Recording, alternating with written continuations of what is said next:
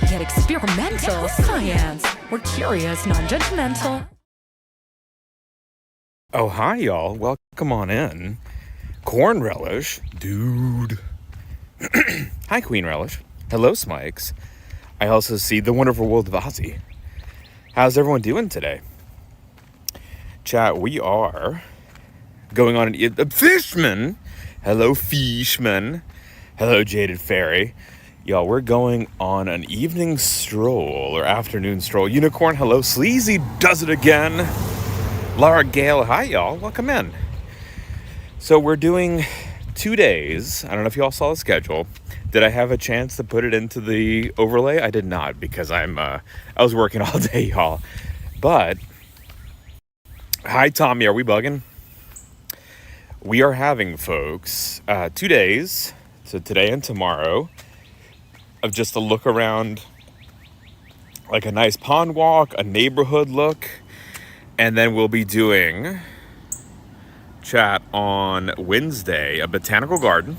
On Thursday will be a zoo, and on Friday will be an aquarium, and Saturday will be a unique museum/trail. So you've got a lot of stuff coming towards you. Now, chat, are you ready for some insects, some science today of the things that we can learn in your backyard? Good morning. Let's see, whose name is that? That's Spaghetti Mon. Hello, Spaghetti Mon. Good morning, Spaghetti Mon. I have difficulty seeing certain color names in the chat. It's terrible. It's terrible. We're going to go ahead and start off, y'all. Hi, Wincing. Wincing. Happy Wednesday +2. Drunken Cricket. Welcome on in. How's it going? So, chat, we have a special for y'all tonight on cicadas. Cicadas are undergoing those brood emergences. And we've talked about what they emerge with, right? So we've talked about that they have no defenses. There's no defenses against parasites, against predators, against humans. Hello, JC the Trash Panda. Against trash pandas like raccoons. And so what is their only way of surviving, chat?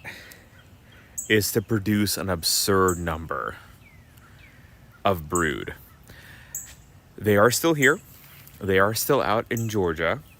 I will point out when we start hearing their song, for those of y'all that have not heard them, but a lot of the ones that we're currently seeing, we're finding like this. Hi, Kimmy. Queen Kimmy. All right, guys, hold on. All right, we got a bunch of legends in the chat.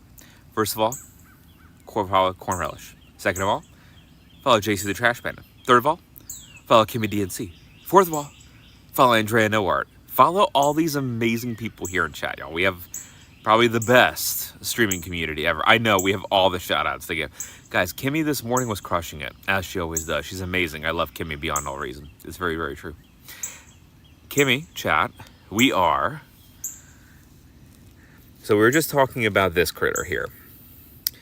And to be fair, we do have a lot more of them.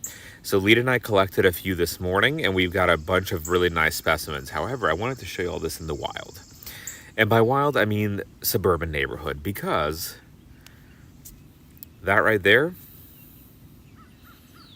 is a cicada. Now, the only defenses that these animals have against anything is by having an absurd number of them be hatched. And that's it. Hi, Queen Coffee. Welcome in. How you doing, Coffee Rocks? That is the only thing that they are able to have. So when we see these dead ones all over the place, presumably they were either eaten by something or they've made it and died. Pick it up. We can pick it up, Unicorn. There's a trick to identify if it's a male or a female that's much easier to do if it's alive. This one's not living, so there's not an easy way to do that, but we can absolutely check on this guy. So you can see here, whoop, a hand for scale. We've got some ants as well. And we're going to put this back down, y'all, because those are fire ants. Those are fire ants that we've got observing here. That is Solenopsis invicta.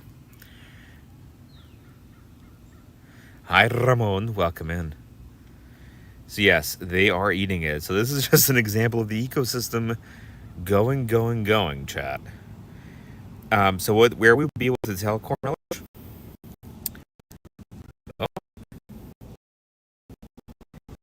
Oh, low bit rate. All right, hold on.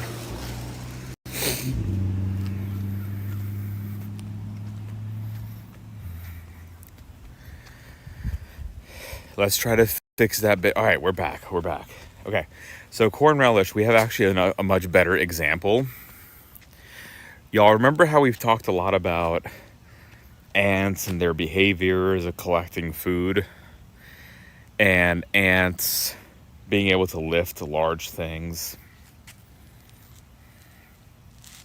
We've talked about this, chat, but seeing it in the wild, I feel, is much different than me just telling you about it. So what we have here, I'm going to show y'all in a second. Fire ant nest. Quite a massive one. Ramon! Hello, Ramon. Sleazy, you are breathtaking, sir. I love you. Don't worry, y'all. Lita is going to be joining us this evening. Munchkin slept today until 12:30 and then played toys for 2 hours and slept again until 6:15. No, maybe just 6. And now she's having dinner, getting a bath, and going back to bed. Munchie's very, very tired. She is exhausted.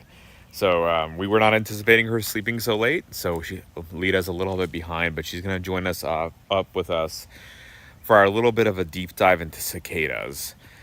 So we've collected some cicadas that were fluttering around today in the backyard, and we're going to talk about their biology, their circadian rhythm, their seasonal rhythm, all that jazz we're going to be chatting about today. But I figured I'll take y'all around the neighborhood and we'll look at some nature. And of course, y'all, we find ants. So here, this is our fire ant nest right here. And yeah, hi, Bit Gamey.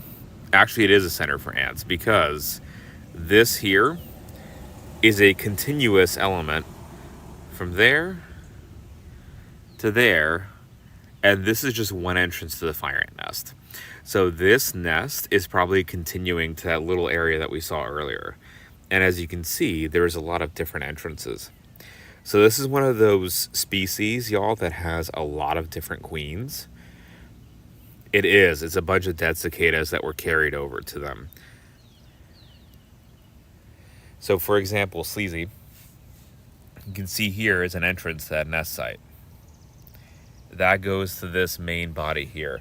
If we were to dig up this entire piece, a little bit further down, you'd see that same fire ant nest be contained. So the strain that we have here has multiple queens. And then here, again, we can see a close look at one of these fire ants. Not fire ants, sorry, y'all. The cicadas. It's a really, really, really pretty creature. Again, we've got a nice close-up look, and don't worry, Andrea, I ordered some vials, and so I will have vials with alcohol that we can take back, and we can look at them under the microscope. Lita also has, we bought some attachments for the camera, for the phone, to get a really, really high-res look. I don't have that attachment with me. That's going to be for tomorrow night. Tomorrow night, we're going to be doing a deep dive into insect collections, and we're going to show you all how to collect insects. But there is our fire ant nest. And you might be wondering, but what? How do you know? How do you know that there's so many fire ants here? So, I actually was lucky enough, I just saw different casts. So right here, you all see that bigger ant? She's got a bigger booty. She's got a bigger booty underneath there. And she just climbed under that cicada. We've got another one right up here. So those are the soldiers. And you could just see, I'm saying that his butt is minus 30 on a scale of 1 to 10. Andrea, did I get that right? I hope so, Miss Noart. We've also got Andrea right in there. Y'all, this is a great activity. We have She's gonna come out in a second again. We have some winged reproductives out. So there was an ant there with a wing, a set of wings, and she is ready for a nuptial flight. Hello, paw prints. Welcome in. Paw prints, how are you? We're doing some live ant exploration.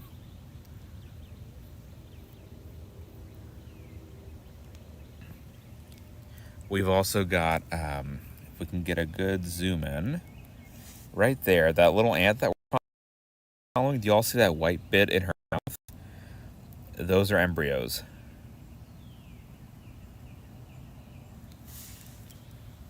Hi, Queen Debs. Welcome in. So they're moving embryos around too. And that, chat, is usually indicative of a larger nest along the surface. Yeah, corn relish. You're like, that's weird. Why on earth would they be moving along the surface?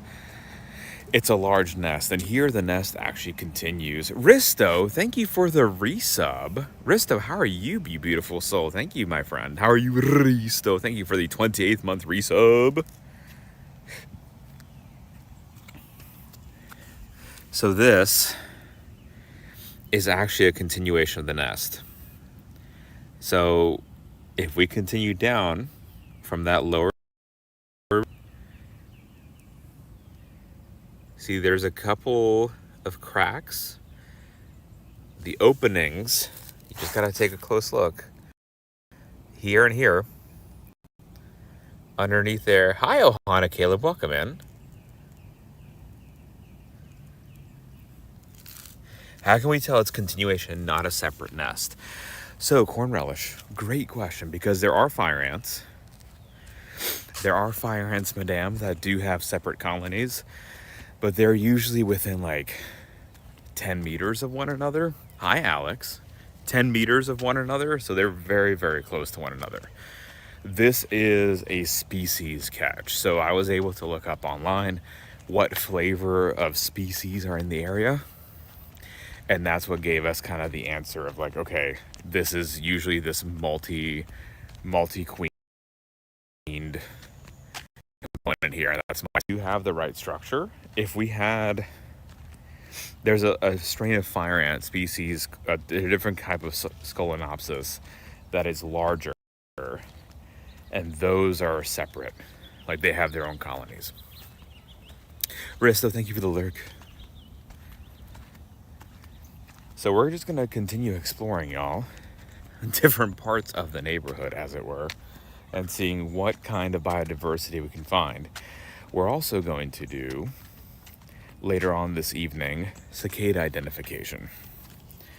Now, corn relish, you didn't think I'd leave you without an extra bit of the... So you can see, again, cast differences on these guys. Or I suppose the ladies.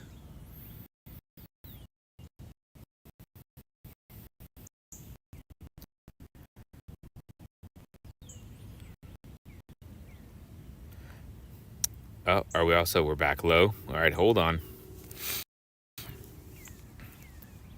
Low bit rate, y'all.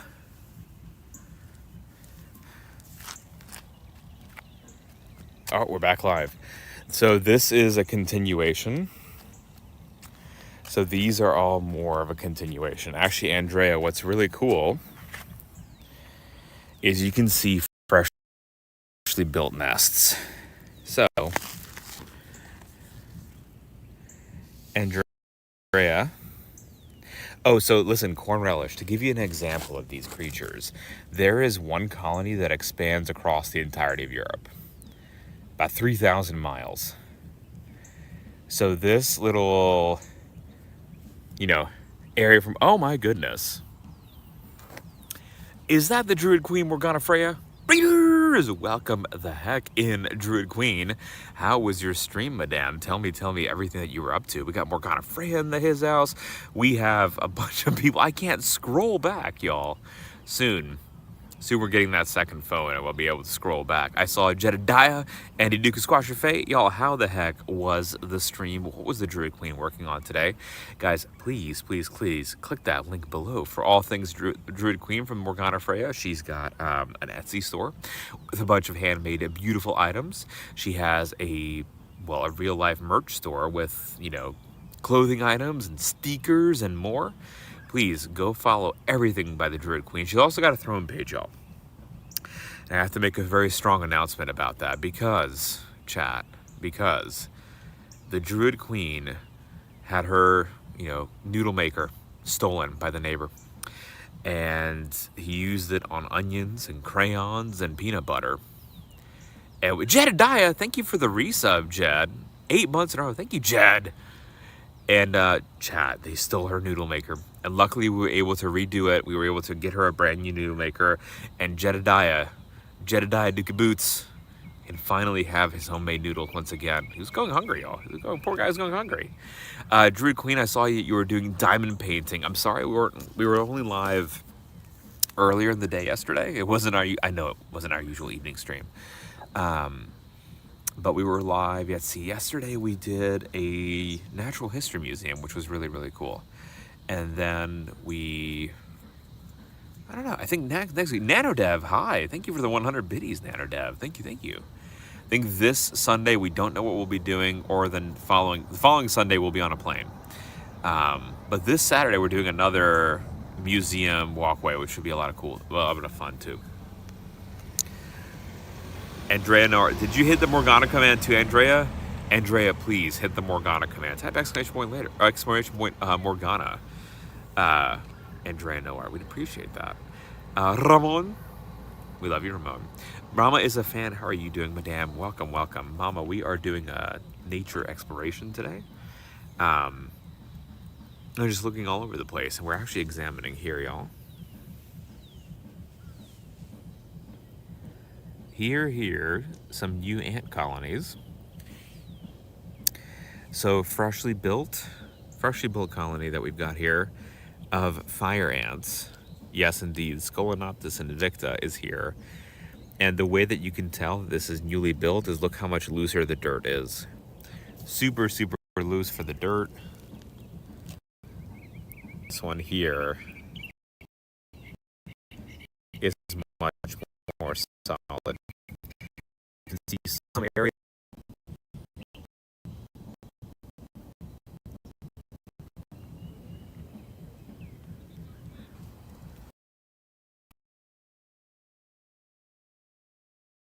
Hold on, y'all. There we go. We back. Mama, thank you for the 15-month resub, madame. Thank you very much. Mama is a fan. Thank you, ma'am. I would go crazier, y'all, but we do have some people out in the neighborhood, which I feel like I've got to be mindfully, partially aware. My parents don't need to have to move out of their homes, right? Chris Tees, welcome in, Chris. How's it going? Yeah, these are the red important fire ants. So we do have...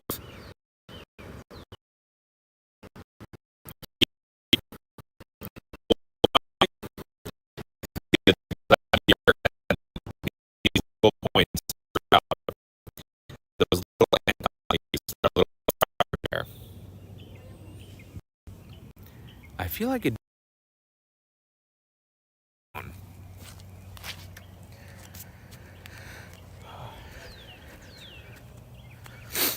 I think it's every time the phone turns down. Fatal Butterfly, thank you for the resub for 5 months. Thank you, Butterfly. Is it good? Is it exactly, Queen Relish? It's when you point down the ants. I think so.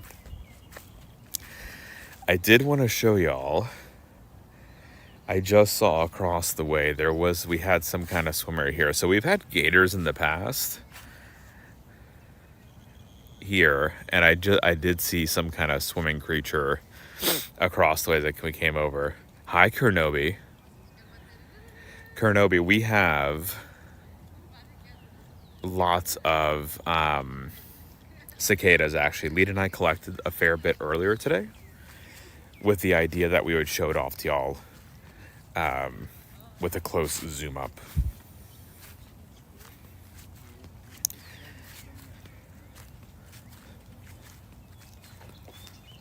It's like I know, right?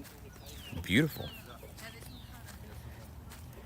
I don't know what kind of creatures we'd be able to find in the water, but these would be great for some pond water specimens, chat.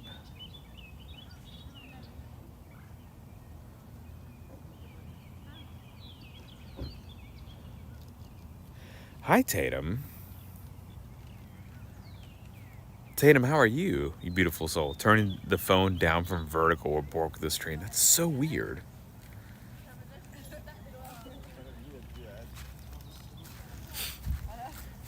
Don't worry, chat. We're gonna find another fire ant nest. The thing is, they're all over the place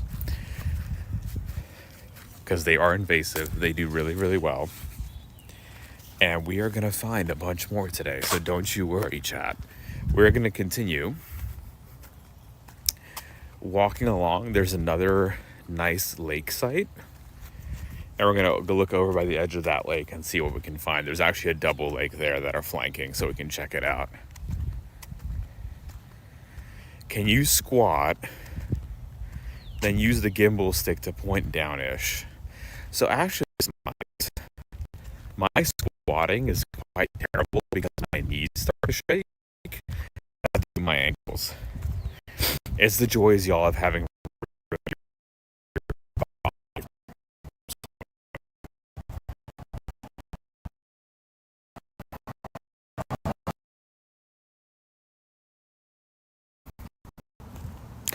Morgana, thank you for the lurk.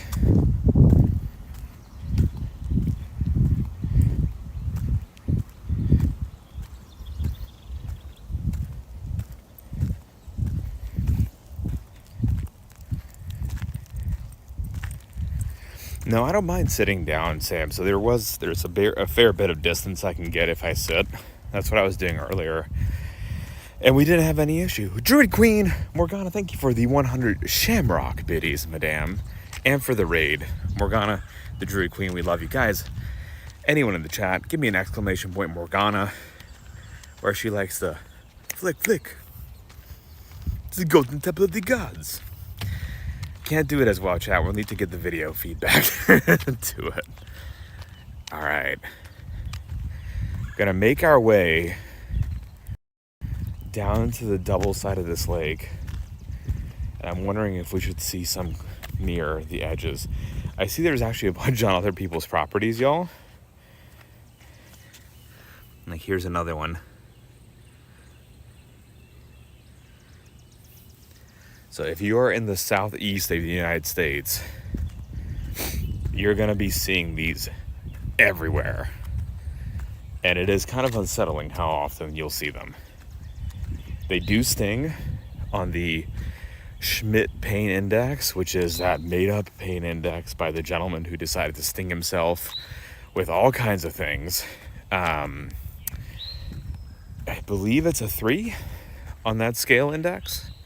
Guys, thank you for that hype train. Thank you all very much.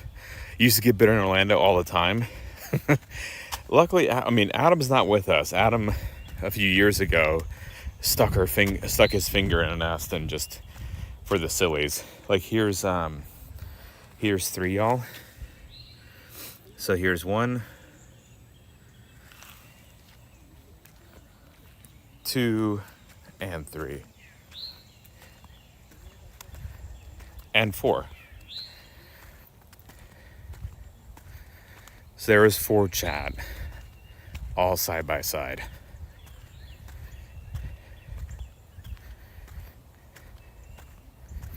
Can you move the ants?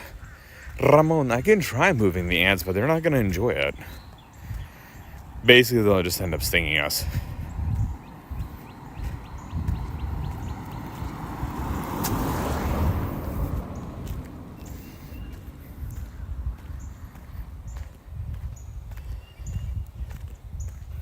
The big thing, Ramon, is they tell by odor. So remember, we've talked a lot about olfactory or smell-based communication. That's what's driving them there too. So if I put my finger near the nest site, that odor is enough to trigger them. and they'll get like really aggressive about it. And then, it might just be a few that start off, but then as you get more, they have a recruitment signal. So you have more and more that keep coming.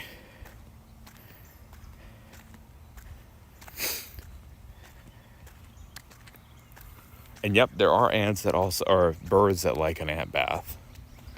The formic acid keeps them basically clean of parasites. The biosecurity will keep, yeah. There's not really any here, Chris. So they do like water. They do need moisture. And the fire ants are very unique in that they're adapted for, well, honestly, floating. They can build a little nest. They have a no, yeah, exactly. Oh no, the low bit rate, y'all.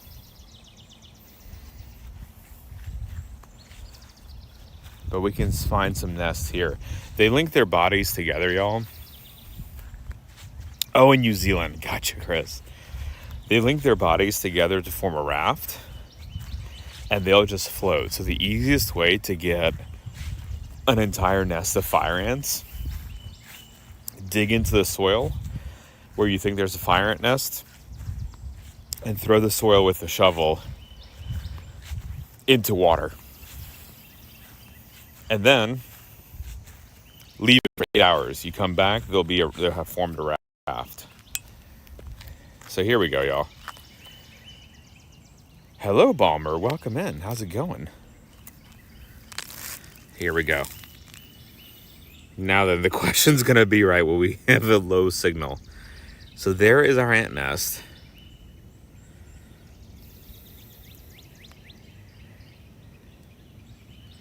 Checking out the little side view here. We are getting into the evening time, so they're not going to be these species aren't going to be as active as before. But there's our ants. So Ramon, here, you can kind of make out fresh digs. So here, I don't know if y'all can tell,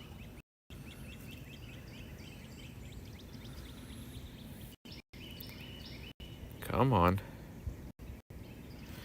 Y'all can see here, this, oh my God, every time, y'all.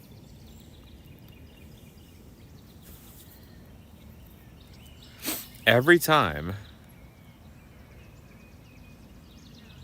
There we go. Every time that we end up trying to go low, so I can show y'all stuff. So here, chat. This part is fresh dig. You can see the soil is much looser versus here. This is a little bit more solid of piece. So even if you touch it, it's drier versus this one is much more loose and compact. And so that's something that y'all can check out pretty easily. You see we've already kicked up some activity.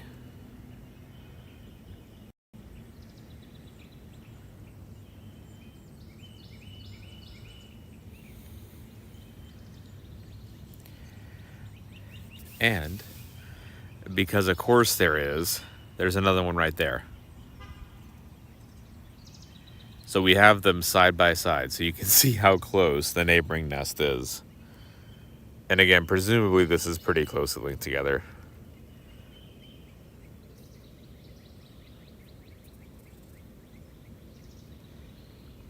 Yeah, Curran, they are absolutely everywhere.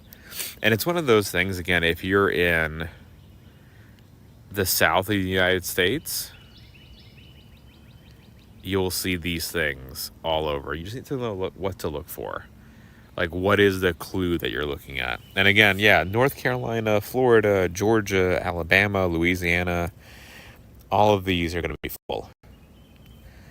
And we can actually go and look and see at some of the other features here. Again, just so y'all know a little bit of what we are looking for. Tomorrow night, if y'all are interested, we will be having another insect examination. Tomorrow night, we're going to put up a white sheet like you see in the movies, and we'll be checking out all the insects that we can collect at night. One thing I did want to tell you all about is biodiversity. So biodiversity is just how many different species there are. So we're going to actually be doing a little bit of biodiversity sampling tomorrow night. But what's kind of upsetting, chat, is as we were driving from Florida here, what I was noticing is that there were no bugs on the windshield. Glued with Gold, hi, thank you for the resub, Glued. How are you doing today, Glued? Thank you for the resub. We appreciate the heck out of you, Glued with Gold. Welcome, welcome. So I haven't seen any bugs on the windshield. And what that means is the biodiversity just of the drive is totally plummeting. And so that's a weird and like immediate thing that you can see in difference of it in an area and how biodiverse it is. It used to be you'd have a windshield covered, and now you don't have any. And so it's really important to know that biodiversity is being affected very, very rapidly, like on a visible scale. Just remember back when you had to wash your windows because there would be so many bugs stuck? Now there's none, and it's because we're killing thousands of species of insects every day. Low bit rate. Chat, I didn't even do anything that time. I didn't even click a button that time, y'all. Nor did we even look down. Some between Arizona and New Mexico, Colorado driving. Gotcha, Sam. We hit like none on our windshield on the drive, and that's just kind of highlighting again the death of biodiversity.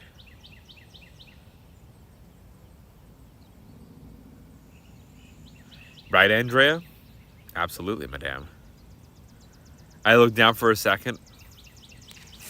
Sam, I swear, I was just sitting like, Music Girl. Hello, Miss Music Girl. Thank you for the resub, madame. How the heck are you? How is Mr. Jimmy? Guys, the soon-to-be lovely newlyweds, one day soon, are here. Mr. Jimmy B9010, love you, Music Girl 95. Music Girl, thank you for the 31-month resub, madame. Thank you. You used to have a special bug wash windshield, and now just, yeah, exactly, Glued. Exactly. Retired? Oh, no. Ma'am, what can we do? What can we do? I know Jimmy's tired because he was probably being naughty all day. Jimmy likes to, guys, Jimmy B93, you should go follow. Jimmy is having a 1,000 follower celebration party stream. Or no, he just had it yesterday, I believe. Just had it yesterday. And he was shirtless, not for the full 36 hours, but soon will be. Yes, we do have Verizon spikes. Chat, do y'all hear that? Hi, Jimmy, I love you. Do y'all hear that?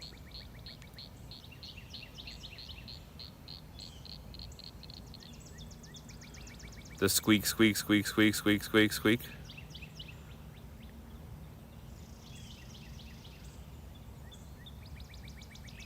So that is a singular cicada. And that is it was probably coming from this area here. That is the beginning stages of wanting to start a group song. So a single cicada does not sing. They get in groups. Y'all, the mating strategy of these animals is insane. There's so many of them. There's hundreds of them. All the males get together and do a cicada choir, just like Corn Relish says. And you can trick them. So you can snap with your fingers and trigger them to do the behavior. If that's a way to sex them. You can snap your fingers and figure out if it's a male or female if it sings back at you. Other thing you can do that's kind of hilarious, I think, is either start up a lawnmower. They will flock around your lawnmower and buzz around you, or a leaf blower. They will think of that as like the alpha male that they should all sing around. So if you ever have a bunch of cicadas and you want them to just fly around you and to think that you're, pretend you're their overlord, easy squeezy lemon peasy. You just get a leaf blower or a lawnmower. Cicada Game is about to start. So Andy Duke and Squasher Faye, we're going to be doing a bunch of cool cicada facts tonight. Lita and I found a few today, and we put them away. They're really well preserved. I ordered some larger vials, and we're going to be putting them into to those larger vials with alcohol and bringing them back up north to the office where we'll be streaming from, so that we'll be able to look at them underneath the microscope. So we'll be able to do live looks at them under the scope like we've done all the other insects that we've had. A weed whacker I haven't tried, Sam. So this is from like reports online, and then many years ago I tested it out, and it's true. Like, you will get covered with like some kind of rhythmic sound. There's no reason why a weed whacker shouldn't work, but it's just it would be an interesting one to like trigger the red eyes. So Antiducus quatrefae, there are some species that don't have red eyes, which I think is even scarier. There's some with black eyes. And so I don't think Lena and I were looking into, we don't know the genetic basis for the difference in eye color. That's, I think, a different species or a different strain they're looking at. In Oklahoma, it gets insane. Right here where the parents are, they got both. They got both the seasonal ones and the annual ones. Never seen a cicada. So Glue with Gold, earlier today, I found some in an ant nest that we were looking at underneath the video. But we'll be looking at more, don't you worry. Could a sound on YouTube work? Maybe. You need to get it loud enough, Unicorn. That's the catch. It needs to be like, you need to be putting the bass behind it.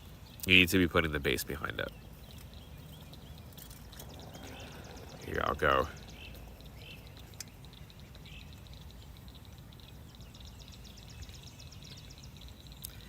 And we can check, y'all, to see if there's any down there.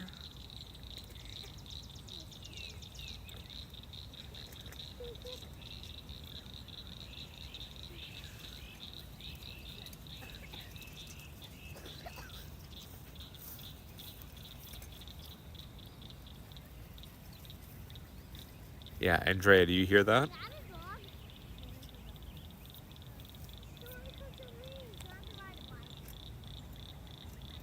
It's coming from over here.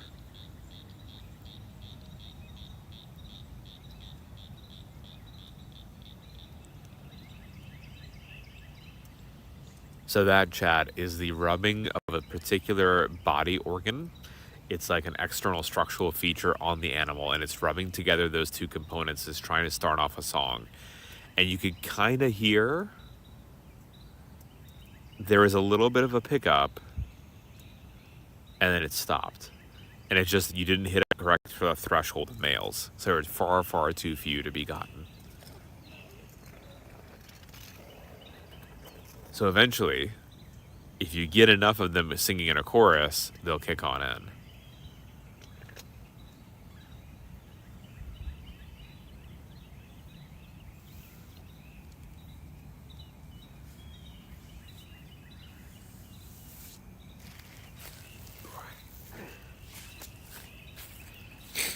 All right, y'all, let's continue on.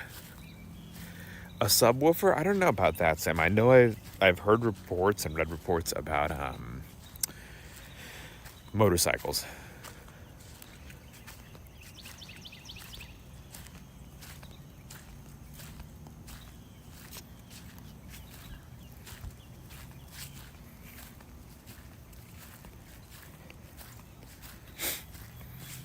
So motorcycles have triggered these creatures too, which is kind of wild to think about.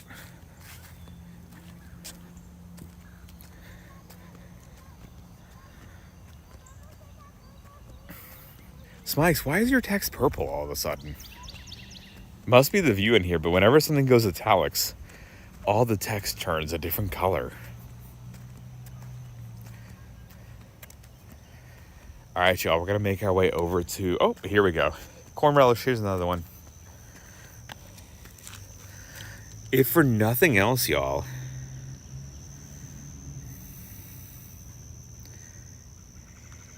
we appreciate how many ant nests we've found.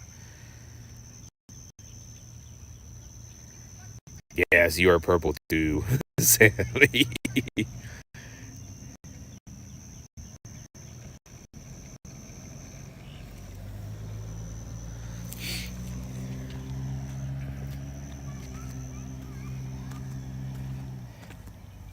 That one, you were correct, Andrea Noart. Andrea, you were correct about it not being freshly built.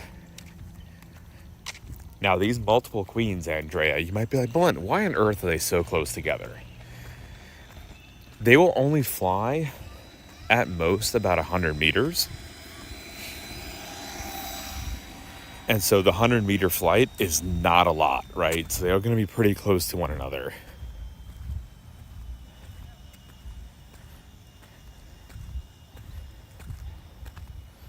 And we got another one. Right on here. Yep, and Wombat, exactly. You're going to see a lot of water runoff here, and it'll just start flooding them.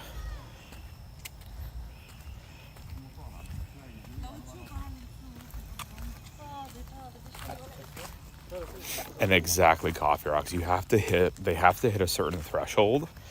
And so as we were starting to hear them starting to go,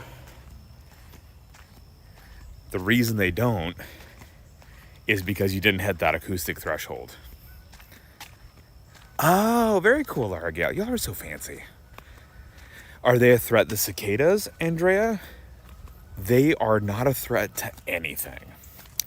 They, Andrea, their way of surviving is by just having an absurd number of them. So that is their only defense mechanism, is to overwhelm the population with so many of them that there's no way that they could all be eaten. When they hatch, Andrea, everything eats them. From birds, mammals, pets, humans. Yeah. The fire ants, they are. So, Andrea, the fire ants, they are an extreme menace. They wipe out a lot of the natural biodiversity, and they just start killing other ant species. They start killing other insects, and they just kind of take on over. We actually, Andrea, you saw earlier, there was that fire ant nest that was covered with the cicadas.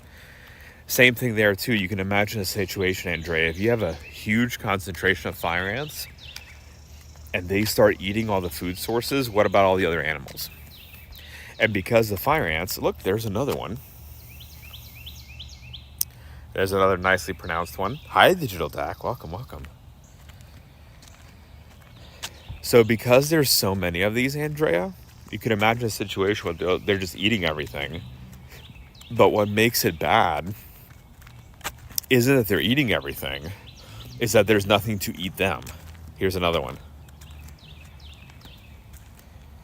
And because they have no natural predators, there's nothing you can do. And so, yeah, they are, as Sam says, they're an invasive species. Yeah. Digital Zach, we've been doing IRL streams last week and this week and next week. So you're going to be having, 2.5 weeks of IRL streams. And if anyone missed any of the IRL action, we are uploading them to YouTube, trimmed down with all the dropped parts removed and, superfluous stuff taken out. So like a nice little, if you missed our journey, you can watch it on our YouTube page, !YT, to check out that YouTube. Thank you, Sleazy. So what's really interesting, Sleazy, is that there are insecticides used. Here's the thing, Sleazy. There are insecticides used in my parents' yard too. And there's an absurd amount of fire ants still. There is not a good insecticide against fire ants that targets in particular fire ants. Grandma Juice, what do you stream with not IRL? We do science content 7 days a week. On Mondays, we usually do microscopy, so looking at tiny worlds under a microscope. Tuesdays, we build models and talk about the science behind the model. Wednesday and Sunday, we do art. So like all the emotes and animations that we have on the channel, we do live on the stream. Thursdays, we play video games and talk about the science behind the game. So, for example, we've been playing the video game Grounded, talking about the science behind the game. Thank you for the follow, Cyborg. And Fridays we do science news of the week. So the cool science news that is that we get excited about, we chat about on the stream. And then on Saturdays we talk about the science behind cool science fiction. So we do 7 days a week of science content. We're trying to make this our full-time gig. Both Lita and I, we run the stream together. She and I both have our PhDs in molecular biology. And again, live science content every day. We are on a trip with the family. So we have about 2.5 weeks where we're not at home. My job is IRL. Or it's not IRL. It's remote. So I can work remotely. We are still able to get, the day job in, and then we can take y'all on IRL adventures. So today we'll be we're just, continuing a pond walk. We'll be looking at cicadas. Tomorrow we'll be doing insect identification in the evenings. Wednesday we're going to be going to a botanical garden. We're going to a zoo on Thursday, an aquarium on Friday, and then Saturday to a special museum/park that has a bunch of dinosaur statues. Yeah, if y'all like dinosaurs, Saturday's going to be your time to shine. Y'all are going to love Saturday.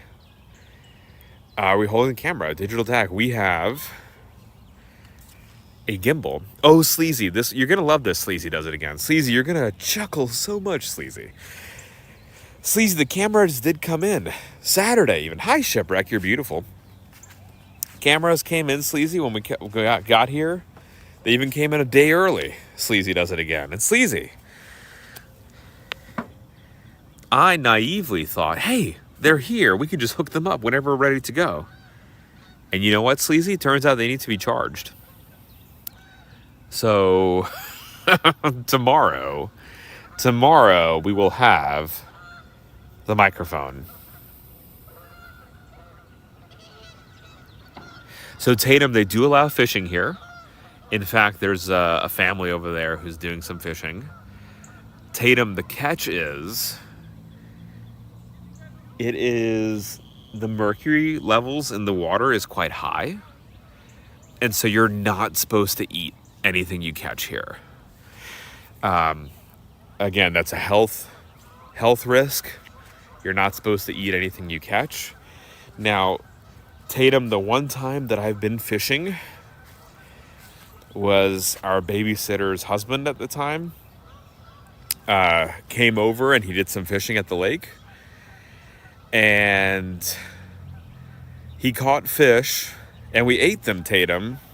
And he saved the piece for my mom. My mom came home and freaked out because she's a doctor. And she's like,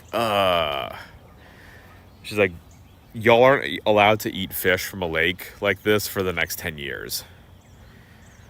From runoff, Ramon, so there's runoff of like chemicals. And then it's also an artificial lake here. And artificial lakes are much more notoriously polluted. And so it's just the pollutants here. But yeah, Tatum, they do fishing here, and they actually do populate the lake. They'll bring in bigger fish so people can have fun, which is kind of neat, I think. Again, I've only been fishing once, but it seems like, I don't know, one day my dream is when we move down south, you'll come over and you and I will go fishing, and I'll talk about the science of fish, and you'll teach us about fishing, and it'll be beautiful. One day, Tatum.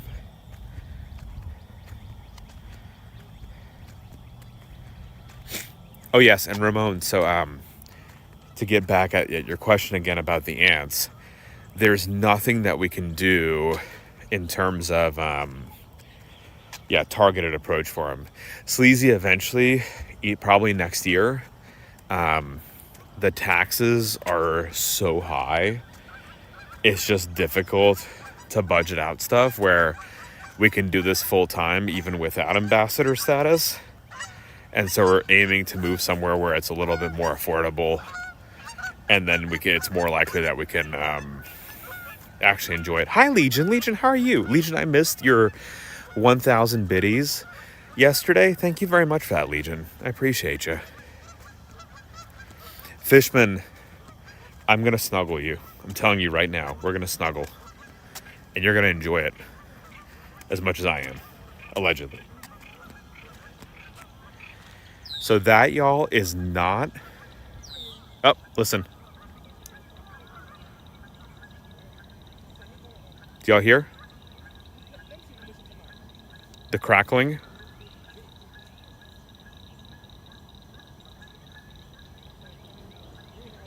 Y'all hear it starting to build?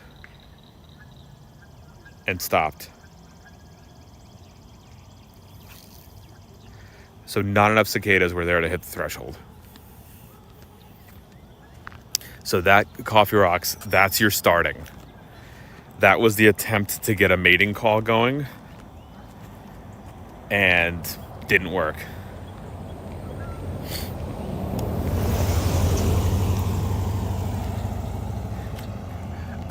Sleazy. No panicking. No panicking. If you get them off fast enough, they don't have time to do the alarm pheromone.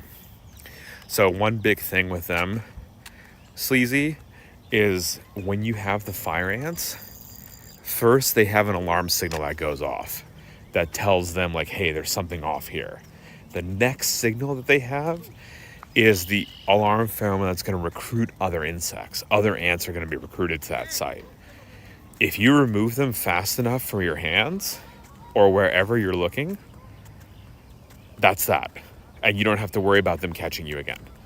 So it's just a speed for it. I know, right? Yes, Grandma Jules. So I worked in a lab with leafcutter ants. There y'all go. Look at that sky.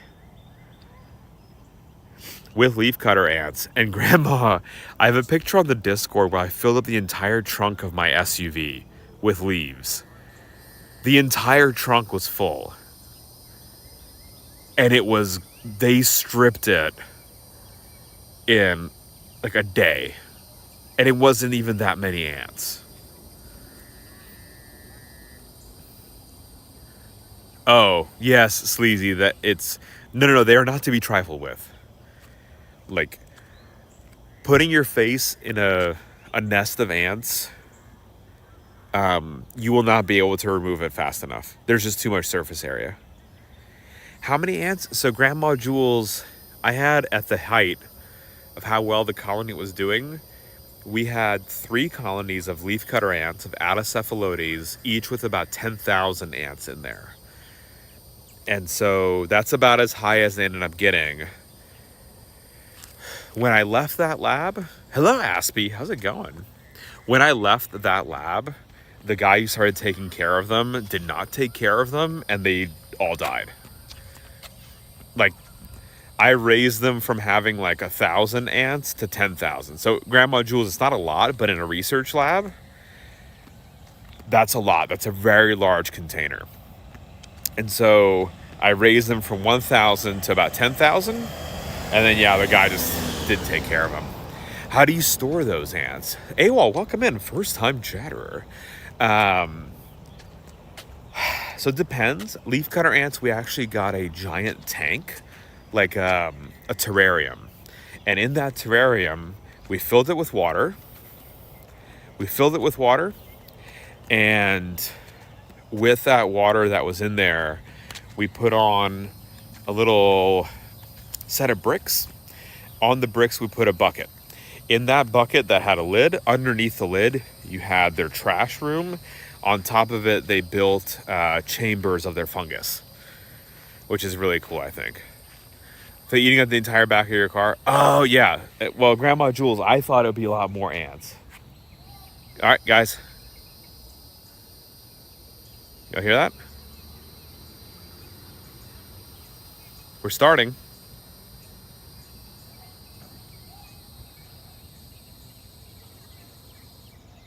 And stopped. So see, y'all, you can tell how many cicadas you have in the area just if the song kicks in. Right? Isn't that cool? That just from that, you're able to tell what the density is. So what we're finding here is that we have fewer density, a lower density here. Oh, very cool. Thank you, Bomber. Fingers crossed. Fingers crossed. Thank you, Bomber. Here we go again, y'all.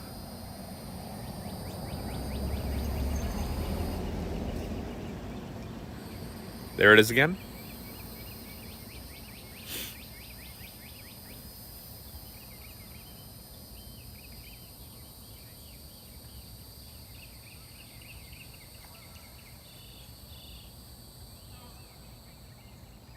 Nope. See, no males. Golganak, hello, Golganak. Also, Tatum, I think we should take that area right over there. There's a little fire pit going. Tatum, you and me, let's go. We'll go fishing right there. And yes, Tatum was correct. There are also frogs here. And Tatum, there has been a report of some gators.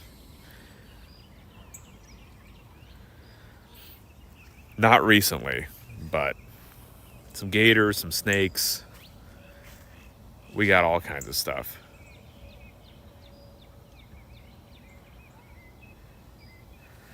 So yeah, tomorrow, we're going to continue on. Tomorrow, we're going to be doing live insect identification. So that's going to be around 9 o'clock at night. We're going to set out a sheet outside. We're going to put up lights. And we're going to have special cameras and special lighting to catch bugs. And we'll see what the biodiversity is in a suburban backyard in Georgia. Because that's kind of cool.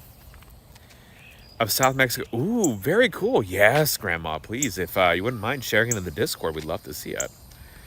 Again, Wednesday, we're going to a botanical garden in the afternoon. So if y'all like flowers, you're in the right place. Also, happy National Bee Day, chat. It is National Bee Day. Yes, Coffee Rock. So that is with all kind. Well, not every kind of cicada. So there are some cicada. Hi, Queen Yogurt. Madame, welcome in. So cicadas, Coffee Rocks, belong to a family known as hoppers. And there are many close relatives of cicadas. That would get ones that have just a calling sound of just like a buzz. And that doesn't necessarily equate to like this kind of group singing. The cicadas that we have here are these like brood X-emerging ones. And so the species does in fact do the group call. So not all of them. Yep, and Grandma Jules. Fun bee facts for y'all. By the way, Lita will be coming. We do have a special close-up today of some cicadas. Lita and I caught a few cicadas today, so we'll be taking a look at their anatomy.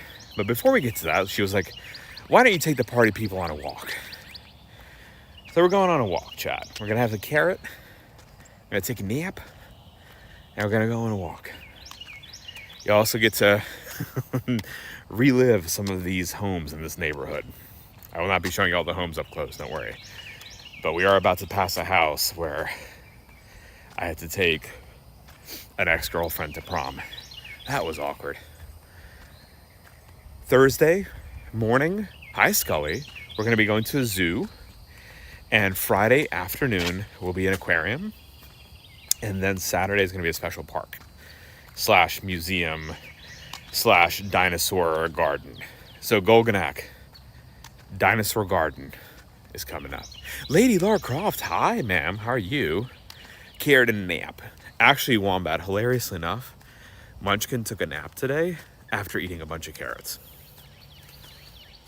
Did you ever find, not yet, we are getting those, Sam, next week. Next week, we're going to be getting the carpenter ants and the harvester ants. 50 plus years in the past, I can't believe that only last week I found that this is a carpenter bees. They are really cool, right? Design. Welcome in, by the way. My favorite weird kind of bees are leafcutter bees. Like what? I thought only ants cut leaves. And here we have bees doing it too? It's crazy. So they're also doing a little bit of that farming behavior, which is again really, really cool to be able to have. But did you all know that bees can recognize human faces? It's been demonstrated that they can recognize up to the resolution of the position of your nose. The way researchers did that was really, really cool. They put up sugar rewards and they had images of two people's faces, right? They had a face of a researcher on one side and the face of a different researcher on the other. They then paired a sugar reward some kind of nice sugar, like I think a 20% sucrose, on one side of the, like always with the same photo of the same researcher. They then had the real researcher walk into the room without a sugar reward, and the bees all flew over to the real researcher, suggesting that they could actually, chat, identify human faces. Now that is cool. Yes, Golganak. That's going to be on Friday. So Golganak Friday nights. It is open later, the aquarium. So we'll be checking out the aquarium that evening, which again should be a lot of fun, I think. Right? Isn't that cool, Sam? It's a really, really cool study. That's one of your very, I think, really cool, fun bee facts of the day. Rose, thank you for the 17-month resub, Rose. How's it going? Thank you very much, Rose. Rose, we're just outside exploring in the neighborhood. I think Lita will be doing, will be joining us in a little bit. We collected a bunch of cicadas. We're going to go back the other way. We collected a bunch of cicadas today, and we're going to look at them. Yeah, we're going to check them out. Should be a lot of fun. Look at some of their biology. We didn't get any living ones, unfortunately. It turns out that there is a unique way to sex them, to identify male versus female just by snapping your fingers.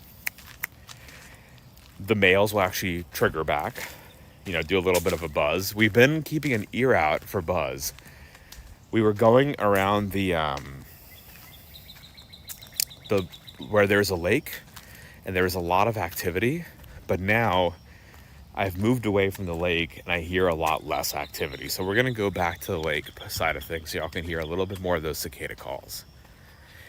Just saw leafcutter bees flying with a leaf. I have cuteness aggression. It's true. It's very, very cute, Andrea. Lots of cutie patootie aggression. But yeah, so hopefully y'all are enjoying the nice evening walk tonight. We wanted to make sure to do almost every day with y'all. I know not this Sunday, but next Sunday is the day we're flying, so probably not that day. But beyond that, should be every day we'll be doing a stream. The bees reacted to the actual person. Exactly. So Golganak, that suggested that visual cues were sufficient to form the memory. They did not need olfactory cues. So a lot of the times, the researchers are like, oh, you need smell. You need the ability to detect that odor. And it turns out that's not the case, which is wild. Claxor, thank you for the follow. Welcome the heck on in. Claxor, my name is Belint, 1/3 of SciAnts streams. Other 2/3 are my lovely wife, Lita, who'll be joining us in a little bit, and our daughter, baby Alona. Lita and I have our PhDs in molecular biology, and we do live science content every day of the week. We're doing about a 2-week IRL excursion, 2.5. Last week we went to the Animal Kingdom, SeaWorld, Kennedy Space Center, and a really, really cool natural history museum. Y'all, last week was really cool, actually. Did y'all like last week? I've never done that kind of crazy, different days strung together with that varied of live locations. And while I've done those parks in the past, it was a lot of fun to be able to hang out with y'all. And that natural history museum with the butterfly garden, chat. It was so cool. It was so, so cool. So, thank y'all for coming along on this journey with us. Laura Gale, by the way. Guys, I'm singling out Laura Gale and Sam. They were taking screenshots of the stream, as well as clips. Thank you so much. Y'all, thank y'all so very much. Big for Laura Gale and Sam took pictures and clips of Munchkin, enjoying things for the first time. There's this great image. Supreme Doom, Queen Supreme, for 8 months in a row. Supreme Doom, hi. Thank you for the read sub, Queen Supreme. Queen Supreme, Shipwreck is here, and he did not mention StreamerBot once tonight. I worry that he's sick. I worry he's not well. Is Ship okay? Is Ship okay? Queen Supreme, how are you, madame? Thank you for that resub. Thank you, Risika, for coming along on this journey. Oh, and Ramon, yes, I'm saying that his butt is minus 30 on a scale of 1 to 10. Ramon, is that better? I don't do Andrea's accent very well. Andrea's accent, hello, beautiful booyah. Andrea's accent, y'all, is so lovely. I can't do anything with it. It's such this beautiful exotic accent. Guys, we have Lucibuphigins out tonight. We're gonna have IRL Lucibuphigins today. Are y'all ready? All right, so it just started. I just saw a few. Does anyone remember who makes Lucibuphigins? Because I just saw a few pop up here. We're right at the cusp. We're right at the cusp of getting them to come out. Thank you, Golganek. How about? So chat, keep an eye out. We are looking for creatures with loose... Oh, Laura Gale has nailed it right on the head. And Coffee Rocks, too. We do have lightning bugs here. So we're going to be looking for lightning bugs, aka fireflies. I just saw a few pop up.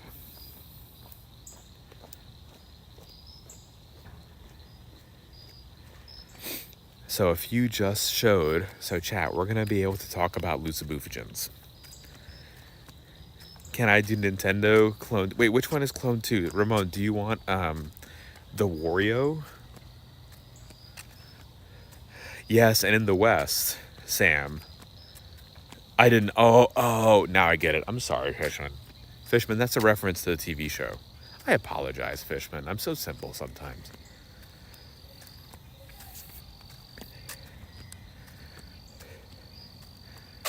So, Ramon, I can do that, but not when there are people out in the neighborhood. That's too good of a noise, Ramon. I just can't do. Enjoy, Andrea. Please to give Misha some kisses. Guys, exclamation point booyah. B-O-O-Y-A. Exclamation point B-O-O-Y-A. Please to someone hit it. That will take you right to Booyah Grandma's Steam page. Please wishlist his game Alpine Lake. And please follow our friend Booyah Grandma. Even though we are live at an IRL adventure, I'm still going to plug our friend's Steam page because he is amazing, he is kind, and he's extremely handsome. Go follow our friend Booyah Grandma, right meow. I actually can't see if the command's working, y'all, because I turned on Ignore Nightbot on the live stream so that it doesn't influence what I see. We are Wombat back at the side of the lake. And we are starting to be able to begin to hear... Oh, thank you, Sam. Awesome. We're starting to begin to hear a little bit more of the cicadas. Plus, as Tatum had said, there's some frogs in the background too. And a couple of other insects as well.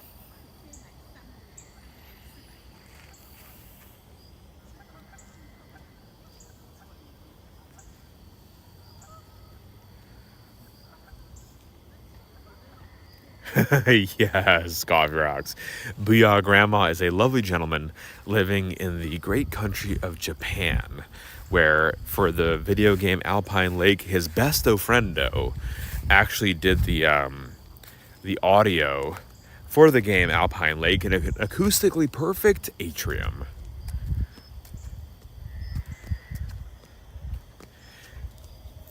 Booyah, we're gonna be in this neighborhood again tomorrow for tomorrow night's stream. Oh, there's your frog. Hold on. Right there. Oh, and another one.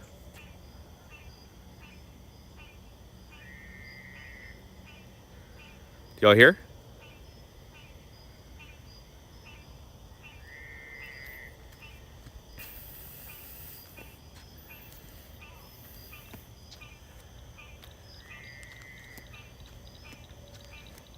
So we have our frogs down there.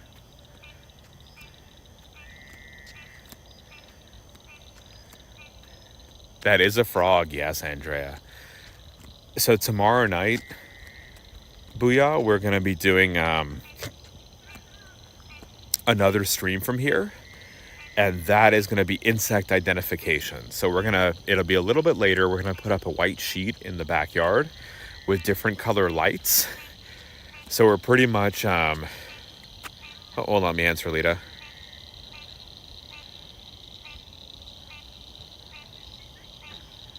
Let me just answer Lita, y'all. Okay. There we go. Hi, first time chatter. The Harp, welcome in.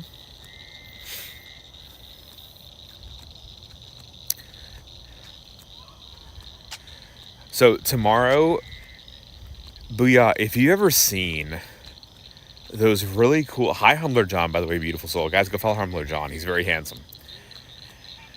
If y'all ever seen those like nature documentaries where there's like night vision and they're trying to identify the final look of like what the insects are, that's going to be tomorrow night, y'all. So tomorrow night we're going to be having live insect identification.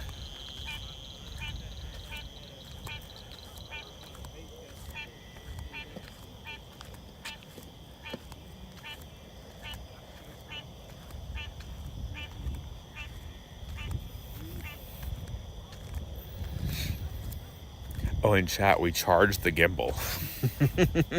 So it turns out that the gimbal's charging cable went kaput.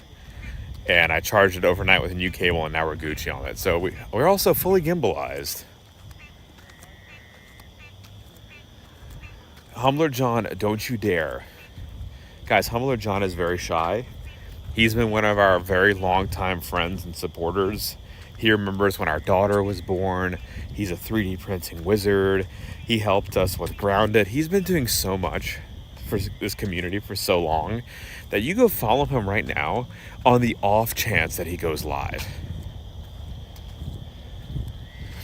Guys, there is a goose army here. Can you see that? Hold on. Do y'all see the goose army? That light is too right on here.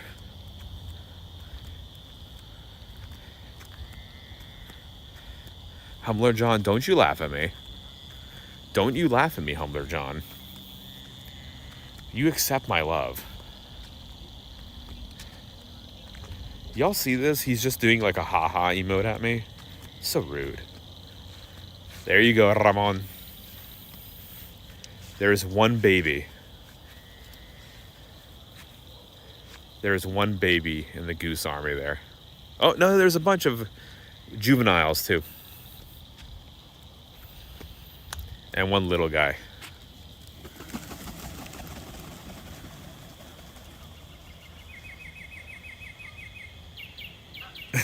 Unicorn. That's not a goose at all.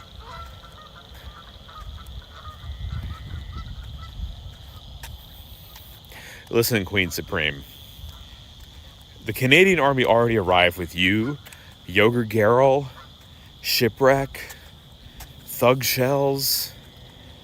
You know, the Canadian Army here is very powerful. Coffee rock.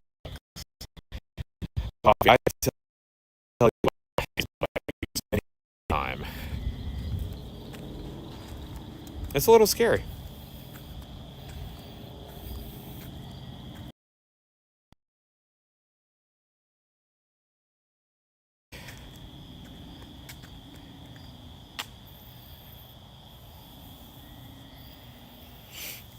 Anti-scuff bot, are we fixed? Can y'all hear me? There's the ant nest that we were looking at earlier.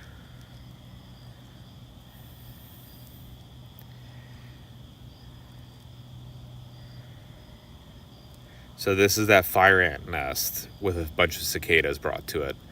And what's really cool, y'all, is that you can see a lot of activity now. In fact, even you can see the wing moving.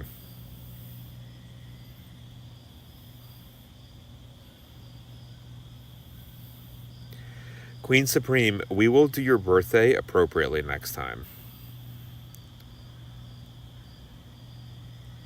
This is Raiders. Yeah, the different kind of Raiders. Wait, we got Raiders. Raiders, welcome the heck on in. Who are we raiding? Who's coming in? Moonrise Rabbit. Hello, Queen Moonrise. It's the Moonrise Rabbit raid. Moonrise, how the heck are you, madame? Moonrise Raiders, welcome on in. Queen Moonrise, how was your stream? What were y'all up to today? Guys, please go follow Moonrise Rabbit, an amazing maker and crafter extraordinaire, also an amazing video gamer, and more. Moonrise, please to share your Etsy link into the chat and let us know what you were up to. Guys, please go follow the lovely Moonrise Rabbit. For the Raiders coming on in, welcome, welcome. Whoop. My name is Belent. I'm a little bit darked out. We will be getting into light in just a moment. I am 1/3 of the stream. The other 2/3 are my lovely wife Lita and our daughter baby Alona. And tonight we're doing some live insect chat. Welcome on in, y'all. I'm about to take a nap. Stream was good. Did some crochet. Nice. Are you Moonrise? Are you doing the challenge run for Paleo Pines? Also, guys, go check out that Etsy right now. Go purchase all the things from Moonrise. Sell her out, please.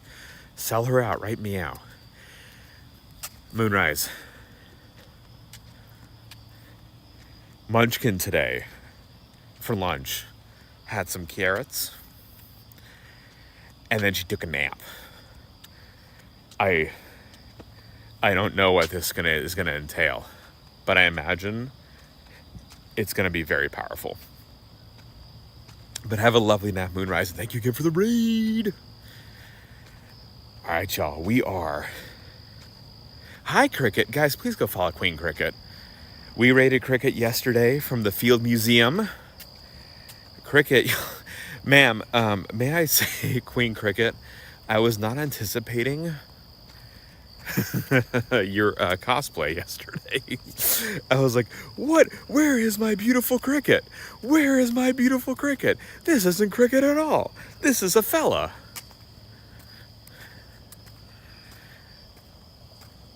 I don't actually know if it was a fella, Cricket, of who was the one cosplaying. Not yet, Unicorn. So we're starting to hear a little bit of sounds coming in, but nothing fully yet. Evil Betty. Is Evil Betty like a wrestler fella? And then Cricket, I was very confused by Blembley's comment today. She tagged me in a tweet post and I was very scared. How do you convince grant holders of the importance of insect research? Hunter coming in with the very intense first-time chat. So Hunter, very good question. And I don't think it's just the grants people that you have to convince. I think you have to convince the general public. The reason I say that is because it is the taxpayer that is funding the research, right? If the taxpayer is not on side, then no one cares. The genome of an insect is like of a fruit fly is 70% identical to a human. There we go. There's some light. You can actually make a mutation in an insect and have the same effect as if it were in a human. So why study a bug and not the human? Let me pull up a little light, y'all. Whoa! Easy. If you can study something simpler, it makes it far easier to answer your questions. Imagine studying the brain of a mammal. Oh, low bit rate. Whoa!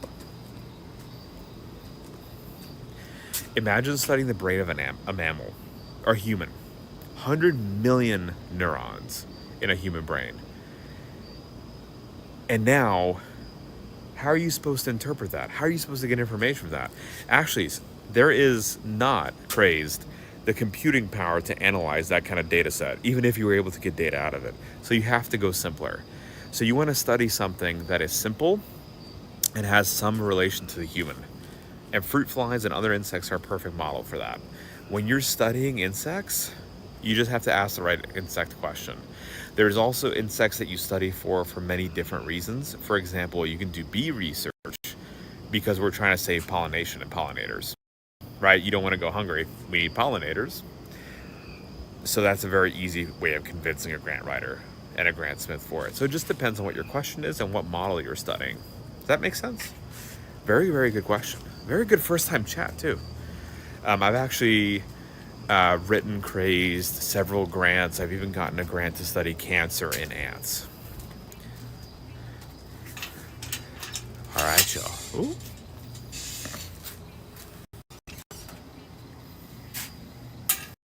So we are waiting for Lita.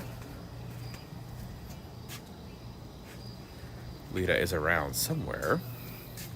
Of course, Hunter, always. I've written a couple of different grants, actually, that I've been successfully awarded. The biggest one that I've gotten is one that was a 3-year grant to study cancer in ants. And again, you might be like, ants, cancer? That's insane. You can give an insect cancer. Just think about that. Just think about that, right? All right. Whoop. Let's go up a little bit. Here we go. Low bit rate. All right, there we go. So, Hunter, just think about it like this. If you mutate one gene in an insect, you can give it cancer. It's a gene called APC. APC is the same gene when mutated in humans gives you colon cancer. So doing the exact same thing in an insect gives you cancer. Lita is somewhere. Could you give a shark cancer? Wombat? Yes. It's harder. So any larger animal, you have to mutate more cells, right? So when we're doing the mutations in the insect, I have genetic tools available to only mutate, let's say, in the gut. And you only mutate in the gut, then you'll give them colon cancer. Whoa! We got lights on, chat. So that is really cool. But if you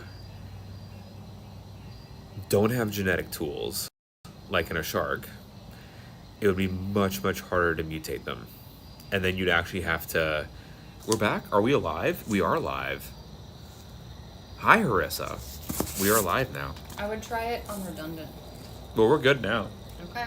Well, if we become not good. Chat, are we back? Oh, we are back. We are back. Okay, chat. Do you want to pull up the chair beside me?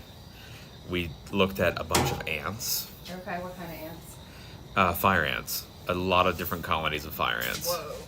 And we saw them feeding on tons of cicada husks. Oh my gosh. And we also heard some cicada attempted, hi lobster duck, burgers indeed, attempted some singing cicadas too. Well, we shouldn't hear too many cicadas tonight because cicadas usually hum during the day. They do their calling during the day. Well, at the end we heard the meow, and then it just like they started, and then like one of them started and stopped, like it didn't kick in. Andrea, welcome the heck in. How are you guys? Do you want me to get the stand for this, maybe? Would that be helpful? Sure. Okay. I'll be back. All right, you guys. How's it going? This is quality lighting, as you guys can see. There we go. We've got crazy. Shut up, Wesley. Harissa, welcome the heck in. So I think we're going to talk a little bit about cicadas. I made Belinda wait. I was so excited to talk to you guys about cicadas. Because they're amazing creatures, you guys. They're amazing. So, I might not wait for him, though. Should I just start talking to you guys about cicadas?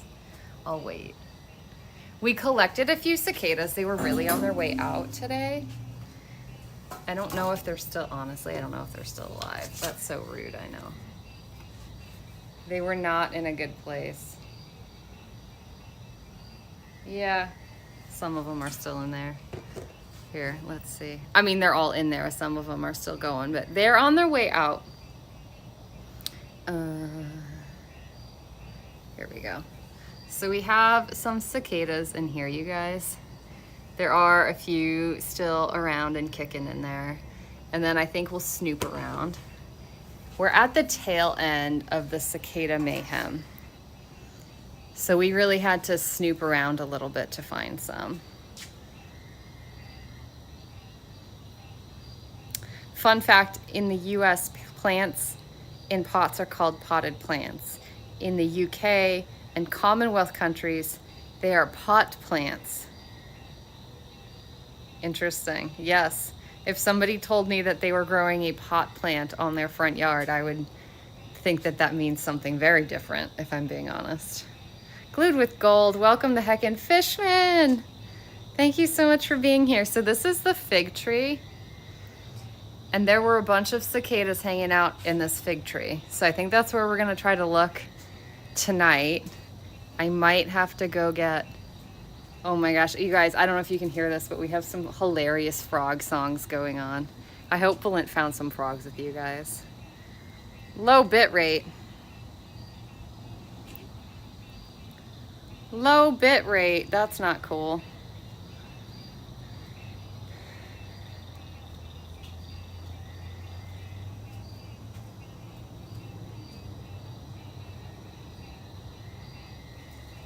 Rural children usually catch them in summer for fun. So what I was thinking, if we'd come, I don't know, just 2 weeks earlier, we were gonna catch some and maybe try to eat some. Okay, I wouldn't because I'm a vegetarian, but I would have cooked them for everybody. Apparently, if you really want to eat cicadas in a good way and not have it just this crunchy exoskeleton, if you eat a fully mature one, it's been described to me as the, sort of eating the tail part of a shrimp. Like if you're having a shrimp cocktail. Do we have a raid? Is that what's coming in? Do I see this? Sorry guys, our alerts are not 100%. We do not have the alerts going on. Are we?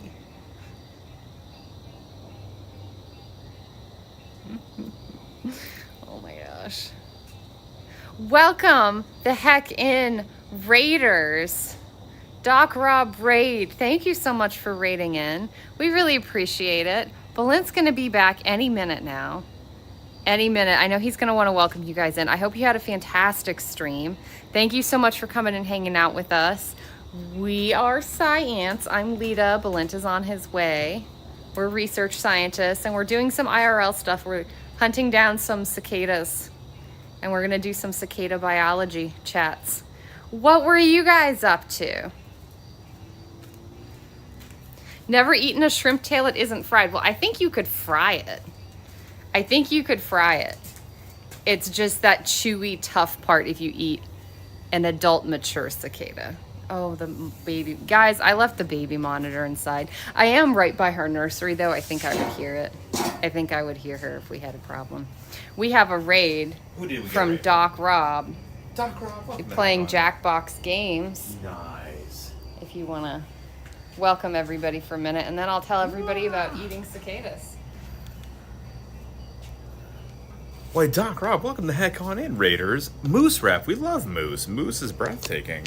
Doc, how the heck was your stream? How was Jackbox Party Game? I hope it was amazing. And y'all, let's peace also shout out the lovely Moose Rep who's right there. Moose is amazing. To the next level, in fact. Moose is very powerful, an amazing artist. So any friend of Moose is a friend of ours. For the Raiders coming on in, my name is Valent, 1/3 of SciAnts streams. The other 2/3 are my lovely wife, Lita. I'm over here, the disembodied voice. And our daughter, baby Alona, who is sleeping in the room next to us. Lita and I are research scientists with our PhDs in molecular biology. And we do live interactive science content 7 days a week with microscopy, art, sci-fi science, science news of the week, deep dives into scientific topics, games, 3D printing, IRL streams, model builders, And welcome more. on in. the next 2.5 weeks, we're actually doing a bunch of IRL content. We've been going everything. Doc, thank you for that follow. We've been doing everything from zoos to aquariums to natural history museums. We're going to do a bunch of nature walks, you guys. That's what we've been doing today. Nature walks so far today. Tomorrow we're doing live insect identification. It'll be a night stream, so we're going to be trying to look at some cool moths and other night insects. We're just going to be using a sheet and a UV light. We're taking a gamble because we did not do a mercury vapor light. We're taking a gamble, but we'll see. We should still get some interesting stuff. It might be an extremely short stream. It will be a long stream. The question is it going to be interesting content? Yeah. Moose, we would love to go north of the border again. We've been to Montreal once, but we're in the south of the United States. We are currently. And if any of y'all missed our IRL adventures this past week, I was talking to Chad about it. We did a zoo, aquarium, the Kennedy Space Center. Which I had to miss. I was lurking and streaming. It did look fun. And a natural history museum. It's been insane. We've been doing a lot. We've been trying to hit up a variety. And the Natural History Museum had the butterflies. That's really why we went. And we're uploading. There we go. Hi, chat. Kels, how are you doing today? Lovely stream, as always today, madame. Speaking of bees, Lita has a bee on her shirt. I do have a bee. I'm sporting my Nerdowino merch tonight. We can hear. Y'all, it doesn't make any sense for some of the hearing, but we're going to try a microphone tomorrow, and maybe that'll work. We'll see if that helps at all. Yeah. Okay, so guys, we're talking about cicadas. I was talking about eating cicadas, but I'm going to finish out my thought. I was hoping to live on stream have Mr. Balint here eat some cicadas. But it's not going to happen because there really aren't any new emerging ones. I mean, we can keep our eye out in the morning, but you want to eat them when they're still white or like a creamy, almost translucent color. Because they're not crunchy. If you wait till their exoskeletons get really mature, it only takes a couple of hours for them. But if you wait for their exoskeletons to mature their color, and we should pull one out so you guys can see. But if you wait for that, it becomes really crunchy and difficult to eat, like the exoskeleton of a shrimp. That's what I've been told. So eating a mature cicada is like eating the tail of a... move over the camera? Over the camera. Yeah, we can hold it and position it. Sure. Or I don't know, can they see? I'll switch it. Alright guys, this is the cicada. Balint's hand is a pretty good scale. We're gonna zoom in a bit here. Let's see if it'll focus. This guy has passed away. He was on his way out when we got him today. Pretty gosh darn sizable. And you would think that they're very nutritious. But here's an interesting fact. The males, if you're going to eat them, you want to eat the females. Even when they're young. Because the males have pretty much an empty abdominal cavity, and that's what helps amplify that crazy mating song they do. Is it dormant? I don't think it's dormant. I think it might actually... Oops, sorry, we're getting out. Might actually be out. Might be gone. There were some wiggles when I took it out. Were there? So we'll see. We don't know. I think these guys are really beautiful. I know not everybody's an insect person, but they have these stunning red eyes. Anyway, so if you're going to eat a cicada, you want to eat the females. It's a lot of work for not a lot of reward. If you're... Ooh, sorry, guys. Let's zoom back out to 3 here. It's a lot of work and not a lot of reward. Can I get you to focus? Here we go. So this is one of the cicadas. Currently, the other thing I wanted to do, if we can get one that's still around and awake, they're usually only active during the day, but if we can get one, a fun trick I heard is you can trick the males into calling by snapping your fingers, holding them and snapping your fingers. They can mistake it for the flick of a female's wings. And when a female flicks her wings in a certain way, it's indicating that she's receptive to their song. Their wings are gorgeous. Their wings are gorgeous. Oh, paleontologizing just raided. I'm so sorry, Paleo, that we missed that raid. Our alerts are not coming through. I'm going to hand you over to Balint, and he's going to welcome you guys in. We have Raiders. Raiders! Welcome the heck in, Professor Danny Anduza. How the heck was the rest of your stream, my friend? Guys, please go follow Paleontologizing, the single greatest science communicator, not just on Twitch, not just on the YouTubes, Not just but the entirety of everywhere. the entire internet, chat. The entire internet. Go follow Professor Danny Anduza. The reason we are here on twitch.tv is because of Danny. He inspired us to be able to be sci-commerce here on this platform. Danny, thank you for leading the charge of science here on Twitch. Without you, none of this is possible, my friend. Raiders, welcome on in. My name is Balint. I'm Lita. Lita and I have our PhDs in molecular biology, and we do live science content here every day of the week. Microscopy, art, sci-fi science, science news of the week, deep dives into scientific topics, games, IRL streams, model building, and more. Today, in the next 2 weeks, we are doing IRL streams. We are hitting the road, science on the road, to celebrate getting Partner Plus, maybe, why not?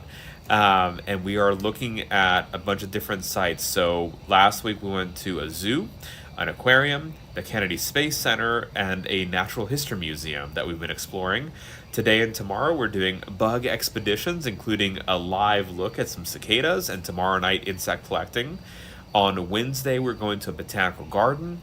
On Thursday we'll be at a zoo. Friday we'll be at an aquarium. Saturday we'll be at a special dinosaur-themed park. A bit. It's a naturalist museum, and I don't know that there are dinosaurs there. There are dinosaur statues. Well, we know that there's a plesiosaur, which is not a dinosaur, right? Which I was heartbroken I don't by. actually know if they have dinosaur statues. They feature, what is it they say? They feature the present and past wildlife of Florida. And I think Florida doesn't really have... Oh, we got a double raid. Double raid. Raiders, welcome in. Welcome. Double raid, Raiders! I wish I could do the Thug Shell song from Science Streams. We live the dream, coming in from Science Streams. Raiders, welcome You guys, on that in. was pretty quality. I think we need Balint to memorize Absolutely those lyrics not. and give it to you. Give it to you live here. Live presentation. Raiders, welcome the heck on in. My name is Balint. I'm Lita. And you've just raided into a science stream. Lita and I have our PhDs in molecular biology, and we do live science content here on Twitch every day of the week. Welcome on in. Today, we're next 2.5 weeks, we've been doing IRL trips and taking you all to natural history museums, zoos, and talking about the biology of all the science that we're encountering. Hogan, how was your stream? Professor Anduza, how was yours again? Guys, go follow both of these amazing creators. Hogan is a metalworker extraordinaire, and Danny is a real-life paleontologist. He is going to the field. He's both doing live field collection the week after next, I believe. Oh my gosh. For till August, chat. So if you want to have life-changing science content, go over to Danny's stream and see those live, incredible sights from the field where he's digging up dinosaur bones, y'all. Even the Utah Raptor block, which I'm stupid excited for, where there's a giant, just block of stone with just a bunch of family potentially a family group of raptors. It's insane, and it hasn't been dug into it. He's gonna be there. Danny will be there. Oh my gosh. To bring it to you live. That'll be amazing. That'll be freaking extraordinary. And thank y'all for the follows again. Welcome.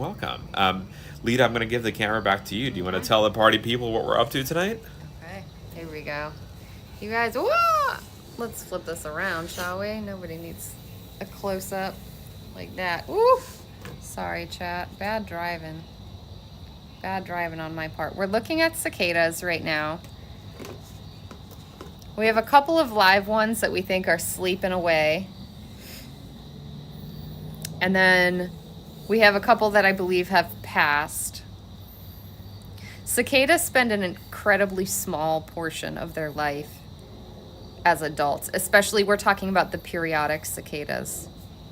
So the cicadas we have now, the brood we have now, is a 13-year brood. So there are two different kinds of periodic cicadas. And this does not mean two different species. The species question is a whole big bottle of worms that we'll talk about in a little bit. But there are 17-year cicadas and there are 13-year cicadas. And that means every 13 years they rise from the ground. So they spend most of the time, they spend 2 to 4 weeks as adults above ground, those that didn't get eaten, of course. So they spend the vast majority of their life underground developing. So they actually feed off of the roots of trees. The liquid inside the roots of trees. So what these periodic cicadas do, these are one of the 13-year broods. I think this is brood 19, if I am remembering correctly. They, like I said, it's every 13 years they become adults, they mate, and they lay eggs. And then they spend the great majority of their time underground. Oh my gosh, I think these guys are beautiful. This one's posed perfectly. It's been wiggling. I'd just be sleeping. Yeah, I think some of these guys are sleeping.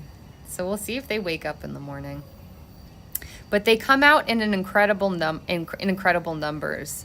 It's usually about a 2-week period that they emerge. It's synchronized. So every 13 years, the brood will come out. Synchronized. But interesting fact, they kind of come synchronized as in they're coming. Thank you so much, Amberzine, for that sub. We appreciate it. Holy freaking moly. Subscribed for 28 months in a row. Holy freaking cow. We really appreciate that.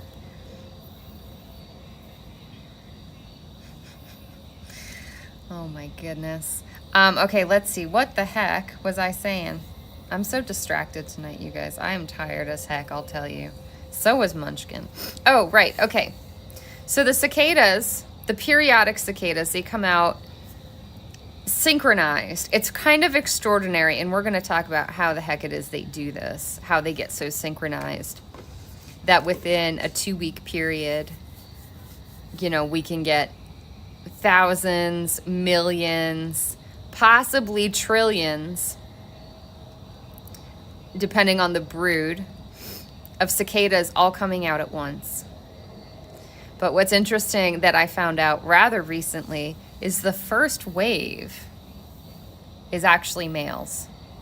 And most of them are eaten because cicadas have no real defenses. The cicada's defense is called predator satiation, which means they count on enough of their fellow cicadas to come out at the same time that the predators will stuff themselves full and move on and still leave millions of cicadas to breed. It's called predator satiation. I know, that's a ridiculous strategy, isn't it? But here we go. Yes. And so the males, the first wave is actually males. And one of the theories for this, hypotheses for this, is that the males are not the limiting factor for mating. They're kind of sacrificing themselves. And we're not suggesting there's altruism. It just seems that the females want to come along a little bit later. Because the females are, you know, a female can, there's always a guy around for a female to mate with, it seems like. But the males themselves can't lay eggs. Yeah, so they count on just these mass numbers. And like I said, I found out recently that the first wave is actually male. So I'm going to talk to you. Blint has walked away for a brief moment. Thank you so much for that follow. Oliver Sutton, welcome the heck in. Thank you for being here. Yeah, the female cicadas are fashionably late. Or the male cicadas are annoyingly early, and that's why they get eaten. You know? Oh, here we go, you guys. Blint found this. So, I told you they're only in this adult winged state for a very brief period. When they're bumbling around deep in the soil below the frost line so that they don't freeze, drinking from trees, the roots of trees, they look like this. And this is the husk of one that it came out from the ground, it finds a tall place, you know, climbs up a tree or something, and out sloughs one of these big guys. Like I was saying before, it takes a couple of hours for their exoskeleton, their cuticle, as it were. Takes a little while, about 2 to 3 hours for it to harden and to develop color. And when they come out, their wings are not unfurled either. So this is a little husk. This is what they looked like beforehand when they climbed out. A little squishy version of this winged guy would have kind of oozed out of here, and it would have taken a couple hours. If you want to eat them, that's when you want to eat them. Tommy Plodicus, I love that we're bugging today. Thank you for bugging with us. Thank you for following, Markle125. We appreciate it. Welcome the heck in. Oh, Blint's finding. Looking, I hear some live ones. Well, they shouldn't be calling. So are you? I hear like a little clicking, like what we heard earlier. All right, Blint is insisting that there are cicadas around and active. We'll see. We shall see. So when they come out of this little husk, their wings are actually these dark little pouches collected right up on top of their thorax, essentially. And it takes them a while for them to unfurl. They have to pump liquid through them. It's a process to get them beautiful and extended and then dry also. All right, so since we're talking about the broods and how they all come out at once, it's also worth noting, brace yourselves, chat, a brood just means the cycle of the cicada, what cycle the cicada is on. It doesn't refer to the species. So there are 4 species. There's an asterisk in what I'm going to say because there's actually a little debate about how many species there are. But these periodic cicadas, I should mention, are only found in North America, mostly on the east and middle of the country. Are their wings still soft now, or are they hard? They're pretty robust, but they are delicate. So they're stiff enough to fly, but they're delicate, certainly. All right, so there are 7 different species of cicada. 4 of them, and there's an asterisk. Like I said, we can talk about the argument going on about actually how many, but conventionally, we describe cicadas as having these periodic cicadas as being 7 different species. 4 of them are these 13-year cycle cicadas, and then 7, 3 of them are from the 17-year cycle. And one brood isn't actually defining one species. You can have if you're looking at a 13-year cycle brood, which is what we have here, brood 19. So every 13 years is the sort of the life cycle of these guys. So we'll see their offspring as adults 13 years from now. Are the 7 species only in Florida or worldwide? The 7 species, actually, they really often don't go down to Florida.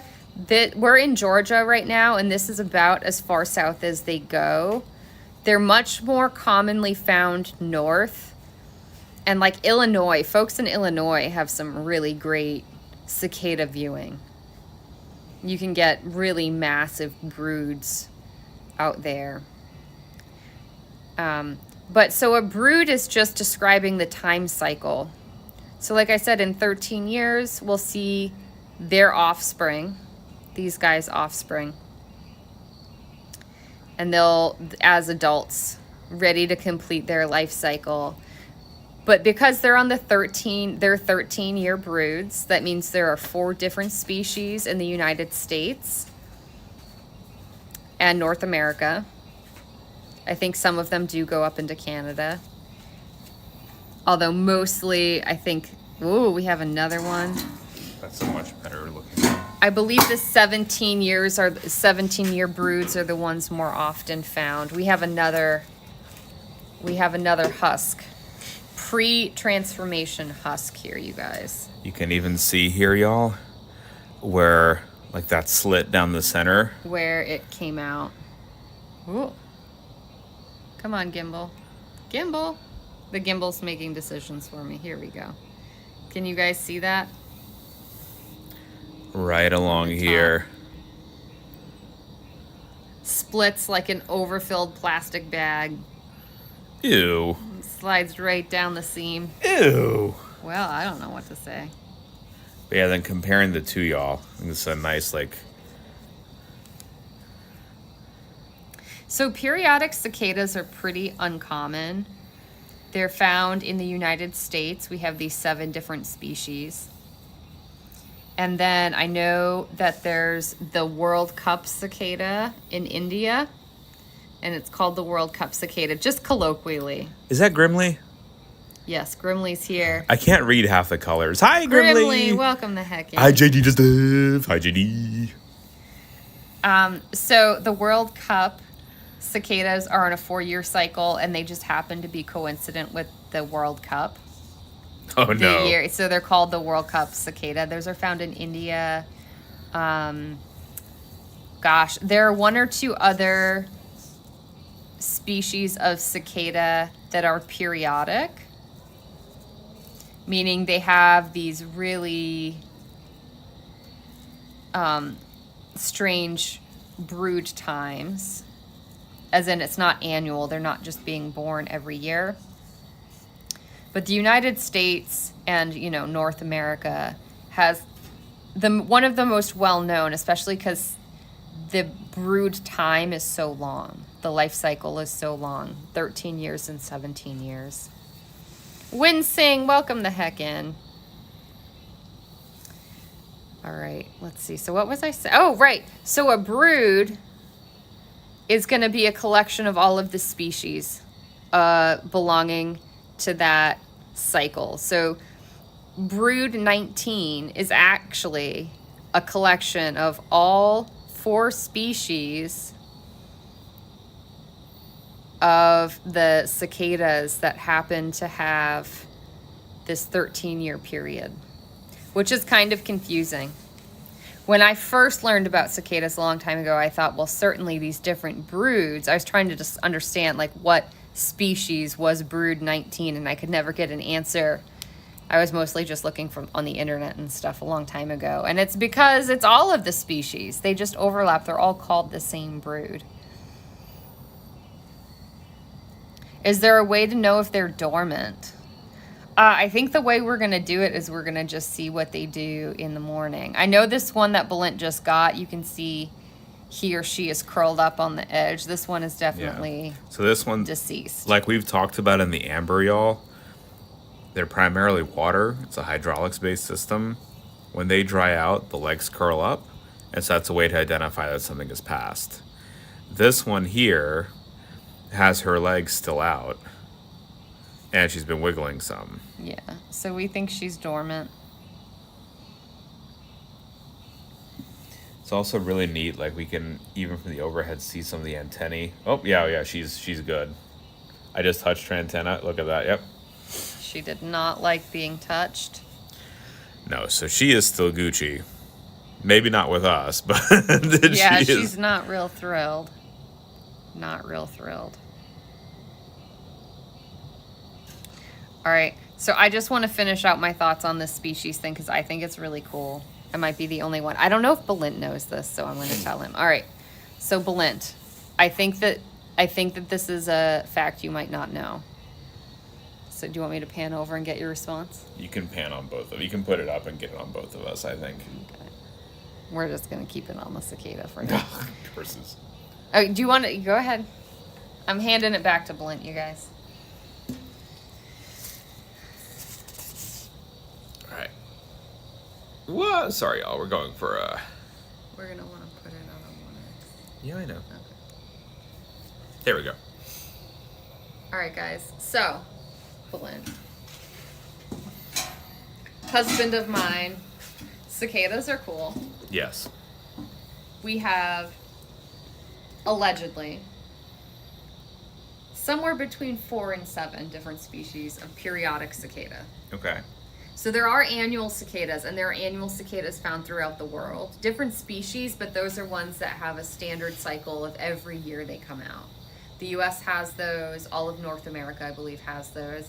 And they're found throughout the world. We're talking about these strange periodic cicadas that come out in broods. Okay. We have 2 different kinds of periods for these broods. There are the 13-year broods, and there are the 17-year broods. The 13-year broods, that's 4 different species. Okay. Okay.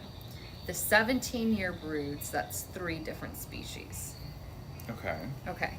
Now, when I tell you this fact, I don't know if this is where your head goes, but when I first heard this, I thought, okay, this makes sense.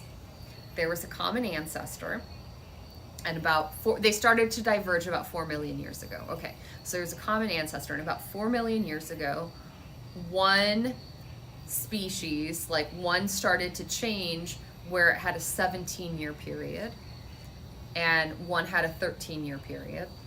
And that helped push evolution towards speciation. That's what I thought. And so I thought all of the 17-year period species would be more closely related to each other, and the 13-year period ones would be more closely related to each other, and then they'd have one distant common ancestor about 4 million years ago. That's what I thought. Is that reasonable? That's fair, yeah. Is that where your head went, or no? Not necessarily. No, I'll take that. Okay. Not true. So, each of the species, with the exception of one, Hi, hot local grandpa, by the way, and Niels, welcome in, y'all. Welcome the heck in, guys. Thank you for being here. I'll pull up this little fella for the... Yeah. Yeah, we're at the tail end of brood 19. We're at the tail end. Hi, Athena. Athena, welcome the heck in. Okay, so this species business, you guys, that's not how this works. There are sister species, and they're closely related to each other, and one will be a 17-year period and one will be a 13-year period, and that's how all of the species are. So there's one extra weirdo out there, but I told you there's 7. So there are 3 sets. They were distinct species, and then one became a 17-year period and one developed a 13-year period. Is that not bonkers to you? That's bonkers to me. Why are they all on a 17-year cycle and all on a 13-year cycle then? Yeah. Okay, and it turns out the 17-year cycle... Neil was right. Why? Yeah, why? Nobody knows. Obviously it's something about their biology. It does seem that the theory, the hypothesis is the 17-year cicadas seem to be more northern located, and they think it was a response to the movement of the glaciers. Okay. So in colder climates, especially when we're dealing with, encroaching glaciers and things like that, the thought, we have some cool movements. I don't know if you guys can see this. We have some interesting movement. I don't know if this is male or female, but if it's male, we might be able to get it to sing. I think it's a little sleepy right now, but we have them moving around.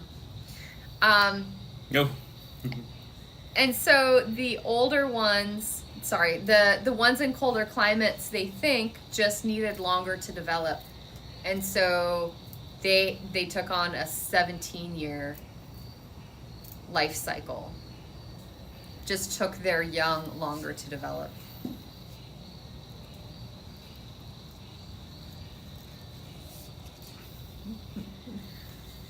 I'm warming it up, so I put him back down. Yeah, Blint's hand was warming it up, and so it was starting to wake up. Insects don't create enough body heat to keep themselves active at night, which is why they go sleepy time. And so his hand was probably giving it enough heat to start waking up. Hope it doesn't fly away. I think they're just gonna sleep here for us. We might put them back in the box. We're at least gonna take a few cool pictures of them, though. I can promise you that. We brought a camera attachment, y'all, that'll zoom in a little bit closer. And then I ordered some large vials so we can put them in ethanol, preserve them, and put them under the microscope back home. Yeah. When the 17-year and 13-year cycles match up, it must be tremendous. Yes. So I think that was last year. There was overlap. Illinois has had some great luck on the overlapping broods. Just amazing. Why do they go dormant? They go dormant because they just can't generate enough heat to keep themselves active. Insects rely on the ambient temperature to keep all of their metabolism and muscle function kind of prime. Yeah, so that was bringing it back, Andrea, Yeah. was my body heat was waking it up. Yeah. And don't worry, HLG, we're not going to eat it. Lita was actually talking earlier today about what one to eat if you were going to eat it. Number one, don't eat a male. I was hoping to eat some. Yeah, so the males, their abdomen. Let's see, can you hold this up for people? I don't want to damage its wings. That big juicy abdomen, you guys. What you think would be the good stuff in the males? It's pretty much an empty cavity. Hi, first time chatter and that's because their call, they use that empty cavity to help resonate their call, their mating sound. So when the males start their mating call, it can be a deafening roar. If you go where there are enough cicadas, they'll start chaining. The males will actually cooperatively try to make the loudest mating call, so they'll chain together, and it can be as loud as a rock concert if there are enough cicadas around. I was listening to an interview of a cicada researcher, and he said there have been times where he gets into his car and he has really bad ringing from the sound trauma that he had, which is wild. That's how loud these guys are. And if you're in the middle of a cicada brood and you take out a lawnmower or a leaf blower or something, if it's loud enough and the motor has the right kind of sound, you can actually get a mob of male cicadas flocking to you. They think it's just an epic mating chain call, and they're trying to pile on, trying to add to it, so you can get mobbed by male cicadas. We had a question from chat earlier if you think a weed whacker would do the same thing. Maybe. I think a lot of it depends on the pitch and noise of the motor. So really anything loud and potentially motorized might do it, but It's going to depend on the particular sound profile of that motor. Google says it's interesting that there's cicadas not coming on in Ohio. They're coming in Ohio 1 year and then Georgia the next year. It's wild that they were synced up across the geography. Right, but they might be different species. It's just because we know all of these species. Some of the species overlap, but we know there are 4 species that cycle in these 13-year periods. And so that's just all called a brood. They might not come out exactly at the same time really far south as they do far north. They seem to have an internal chronometer, so they know what year they're supposed to come out. We'll talk about that because that's actually really cool how they do this. But they then come out based on the average soil temperature. It has to be 64 degrees Fahrenheit, and then they all come out. It's synchronized. They all come out. But when it's 64 degrees in Georgia is going to be different than when the soil temperature is 64 degrees up in Ohio. So it might be staggered a bit, but they're still all called the same brood, even if they're different species. It's just because they're on that 13-year cycle. Athena had said, I grew up outside of Chicago. I remember your cicada was so bad we were afraid to walk into school because they were so big. Yeah, so cicadas are also often confused with locusts because they come out in such large number. They're actually not related to locusts, not particularly closely. We have a raid, I believe. Sean Solo beats Howdy Tutors. It's a Sean Solo raid. Clean up aisle 2. Raiders, welcome the heck in. Mr. Beats, how was your stream? Tell us all things. Guys, if you don't know Mr. Beats is a musician extraordinaire, also chaos gamer. If y'all want to see the most beautiful chaos, go to Mr. Beats' stream right now. Go drop him a follow. And there is a redemption for Break the Stream. And it turns on all of his redemptions at once. No. And sometimes it doesn't break the stream. And I bet it actually. Sometimes it does indeed turn off OBS and kill stream. I know this because I have hit the redemption. Have you killed the stream? I have killed. Mr. Beats, I'm so sorry. Again, that is outrageous. And yet we got a raid anyway. Yeah. We got a raid anyway. That is one forgiving soul right there. What were you playing tonight, Mr. Beats? For the raiders coming in, welcome. My name is Belen. I'm Lita. Lita and I have our PhDs in molecular biology, and we do live science content here on Twitch every day of the week with microscopy, art, sci-fi science, science news of the week, deep dives into scientific topics, games, 3D printing, IRL streams, model building, and more. We're doing about 2.5 weeks worth of IRL streams. Last week we hit up the zoo, an aquarium, the Kennedy Space Center, a natural history museum. Tonight and tomorrow we're doing live insect examinations, and tomorrow night we're putting up a white sheet to catch some insects. Tonight we're doing a deep dive on cicada biology. We've even got some cicadas right here. We are not eating them, but we've got some cicadas. I know, I'm so disappointed, you guys. If we find, I'm going to send you a video. If during the day we find 1 or 2 coming out that are fresh and squishy, I'm going to fry them and he's going to eat them and I'll take a video. We'll do a short. We'll do a short. Yeah, we'll make content out of that.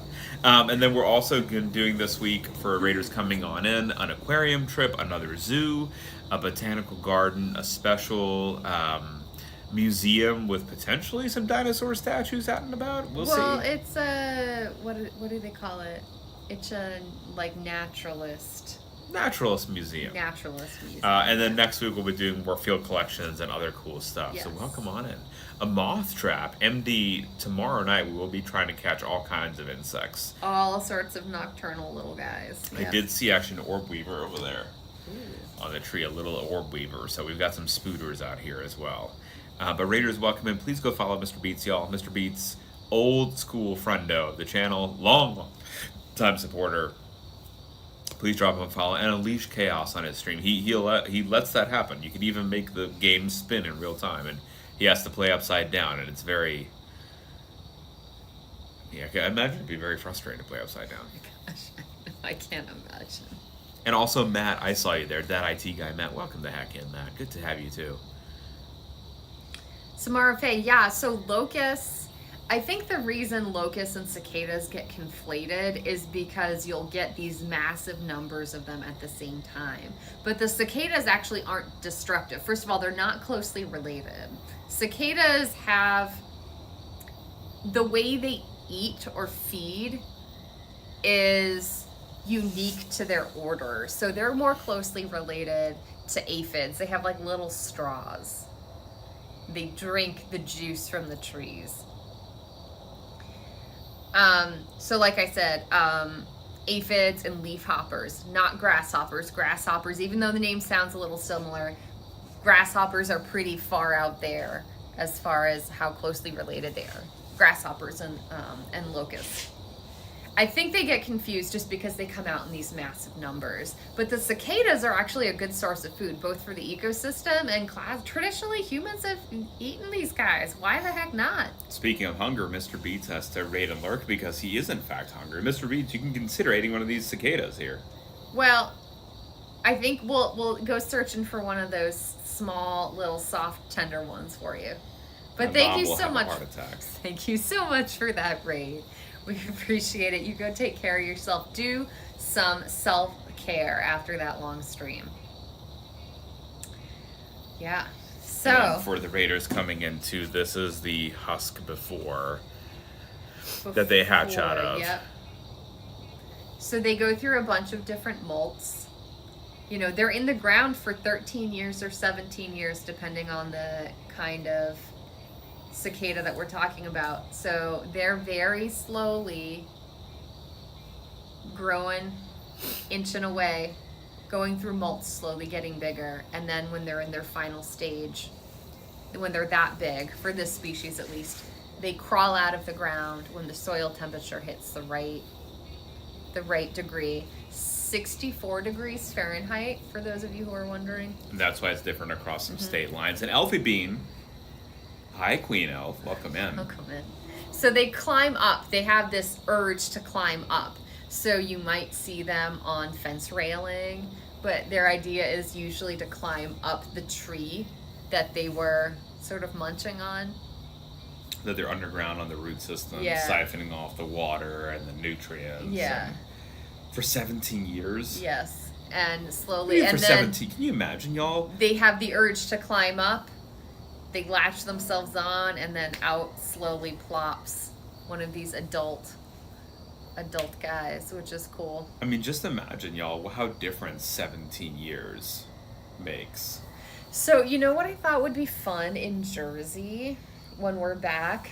We don't have a brood coming out anytime soon, but if we know the cicada sites, we can dig up Oh, wow.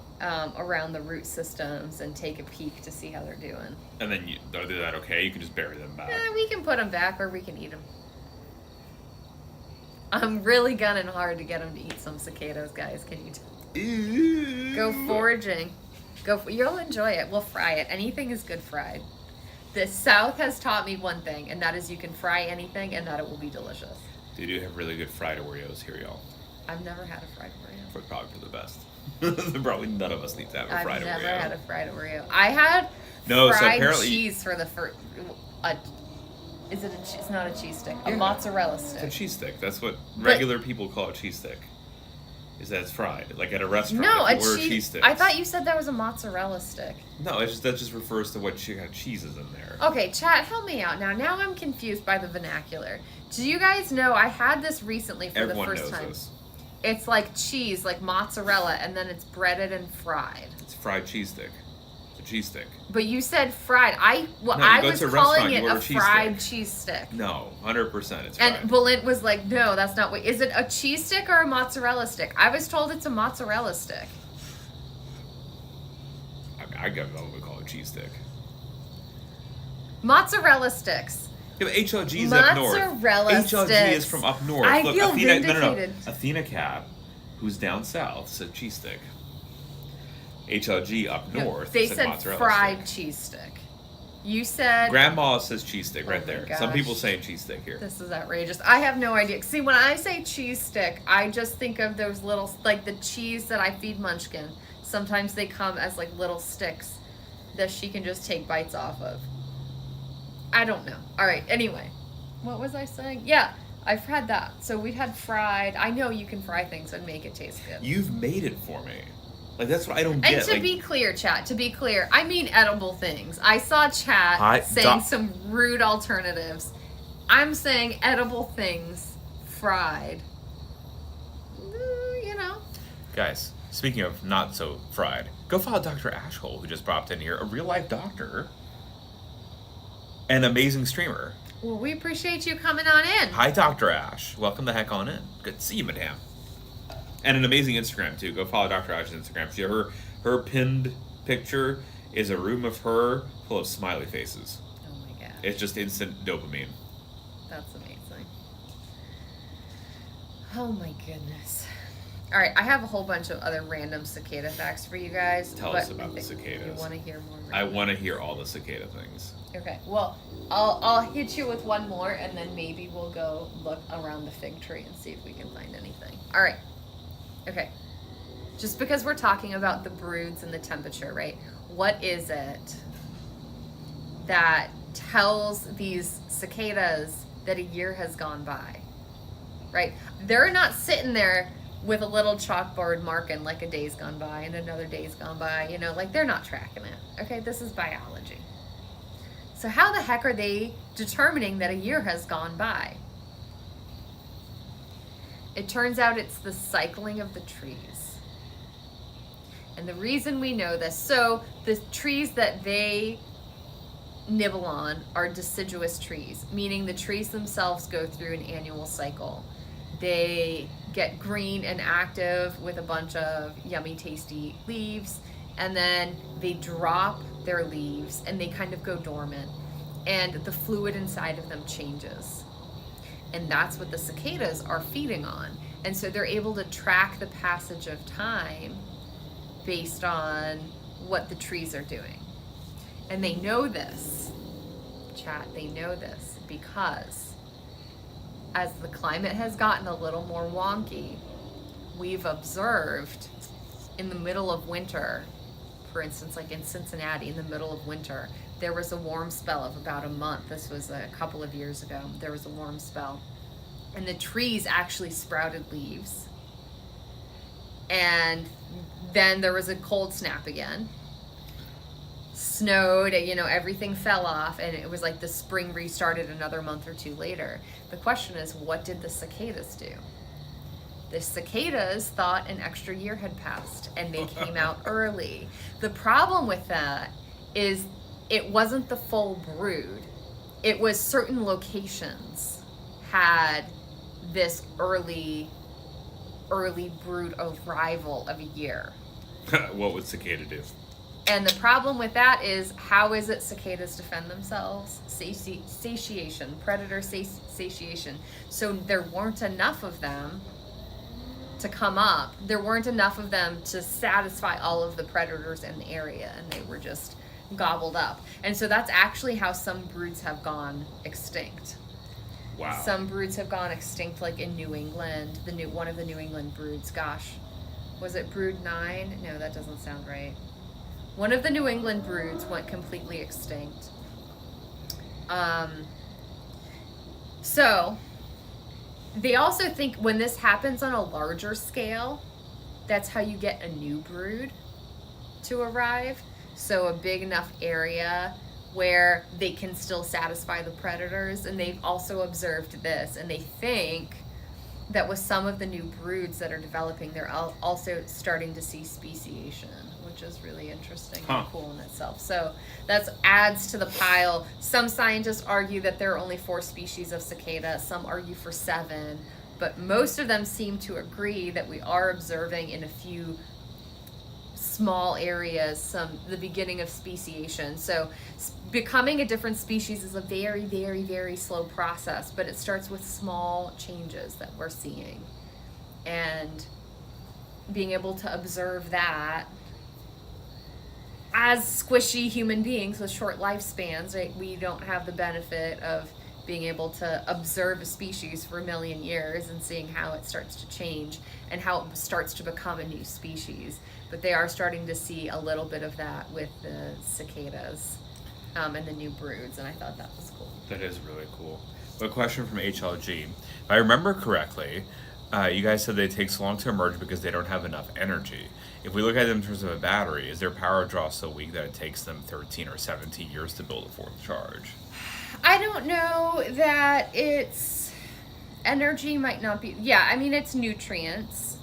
And so in colder climates, like here's a fun fact, right? In colder climates, we tend to have longer lived species. So the longest lived vertebrate that has been identified is a sleeper shark that hangs out in the very, very, very cold waters. Their lifespans are just slower. They're longer because everything they do is slower. Their metabolism is slower. And I don't think that's entirely the case with the cicadas. I don't know about their metabolism rate and whatnot. But in places that are really cold, it's going to take longer for the plants and the trees to cycle. They might have shorter growing seasons. And so the cicadas need to make sure that as offspring, they have enough energy and enough nutrients to go through the process of development. And they don't have like an internal clock being like, this is enough energy for me, I can move on to the next phase. That's not really how it works. It's slow. It's that the species or the individuals that passed on genes that slowed down the development of their offspring seemed to do better. And so slowly over time, that was selected for. Taking longer to develop meant you had a better chance of getting to adulthood and breeding. And they think that has to do with the climate that they were in, like when they were evolving. That's why the 17-year ones are farther north. They tend to be farther north. And they've done some interesting modeling also to support that. Poor Hogans. I'm from Minnesota and we lived for hundreds of years up here. Also, I think Laura Gale posted it was brood 11 that went extinct. Brood 11, okay. Gosh, that number was right in my head. Okay, brood 11 went extinct. HLG, you are not at all inefficient. You are one of the most efficient people I've ever seen. I see how you put on that bow in your beard whenever 100 biddies gets dropped in your channel to get those beautiful beard. You stop that. No more rudeness here, HLG. All right. Be rude. There, Laura Gale said, brood 11, a 17-year periodical cicada, is now generally regarded as extinct as last recorded emergence in 1954. Yep. The brood was restricted to areas of Connecticut, Massachusetts, Rhode Island, and was the northern limit of the species' range. Yeah. And so, you guys, this is one of the problems, right? There's like this critical window. There's a critical mass of cicadas required for them to have a successful next iteration of their life cycle, because they have no defense mechanisms. They know that predators and us humans are going to just run around and gobble them all up. And so if there aren't enough to satisfy all of the predators, this is their only defense, you guys. Can you believe this? They don't camouflage. They're singing up a storm, trying to attract a mate. Like these, and they're bumbling, ridiculous little flying creatures. They are not graceful. I've witnessed it. They're just all over the place. They're easy pickings. Their only defense is predator satiation. Their defense is that enough of their little friends and family members are going to get eaten that some of them will make it through to breeding and laying eggs. Because at a certain point, the predators are like, ugh. They're just like, their stomachs are huge and they're just laying out. Like, I couldn't eat another bite. That's it. And so if you drop below a certain amount, if they start having little isolated batches where they're coming out, the predators will just eat them. And then suddenly, 17 years later, there's not enough to come out. Sodium says that they're from California. They've never seen one heard from this year. Sodium, we're going to take another closer look at the samples we have in front of us. Yeah, so they're not found on the West Coast. They're mostly found on the east and sort of middle bit of the country. And they're not usually that far south either. I like Kuro's comment, eat my brother. Not with a comma, like eat my brother, but eat my brother. Just eat my brother, yeah. This is how they do it, you and guys. MD was wondering how to track broods. How to track broods. Well, there are websites that will help you, but this is a fantastic segue. You guys, for those of you who are on the east or middle part of the country that want to help out with some community science initiatives, cicada researchers really need your help tracking the broods. They really need your help. I know you might think I'm just one person. We're gonna report these, I can promise you. They really need your help. So yes, you can do this with iNaturalist, but cicada researchers have a special app called Cicada Safari. It's free, and they just ask for your help taking pictures of the cicadas when they come out in your area. Take pictures of it, report it. It is incredibly helpful to them. You might think I'm just one person. You can be adding significantly to science because a lot of people don't do it. They see the cicadas, but they don't report them. Or if they do report them, they don't take a picture, so maybe they can't identify the species. Do it, Cicada Safari. You guys will be helping out science a lot. And I know a lot of you guys are really big into the community science initiative. So this is something really cool that I think we're definitely going to be doing it. We'll be posting these pictures on Cicada Safari, and I would encourage you guys to do that as well. And also consider posting on the Discord too, Yes. with if you're, the date when you found it and where, like not doxing yourself, of course, but just like a rough area. And we can have a little community project on the Discord too to keep tracking this. Yeah. Question, are there also cicadas that do not come out in a yearly brood cycle? There are annual cicadas that I'm familiar with. Those are much more common throughout the world. And that just means they have a similar life cycle. They are still cicadas. They just have a very abbreviated nymph stage, juvenile stage, below the ground. So it's every year they come out as adults, breed, lay eggs. So their biology is similar, but they're called annual cicadas. So they come out in the spring and summer. But they're not these periodic cicadas are just bonkers. These guys that, like in the United States and North America, like I said, these are the 13-year cycle and 17-year cycle of cicadas. We will keep reminding y'all, yes, Sam. I'll find the cicadas in Minnesota. I will report all the whales I find as well. It's an easy but important job. Thank you, Hogan. Yeah, citizen science projects are very cool. Yeah, and they're really important. They really help move science forward, you guys. And I think it's a great way to participate and engage. There's a lot of research that just cannot be done. Because of the volume that you The need. volume of information amount that of they data. need to really have a good understanding of where all of these cicadas are coming out and when. I mean, what are you gonna?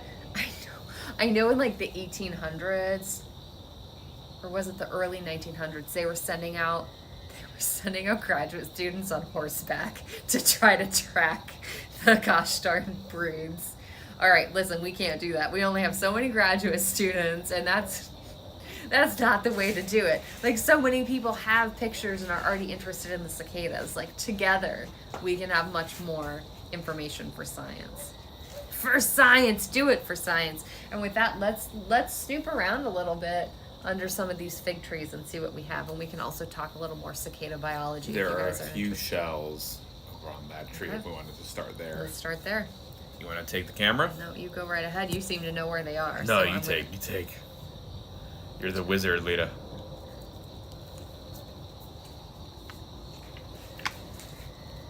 All right. Lita's not taking. I'm taking.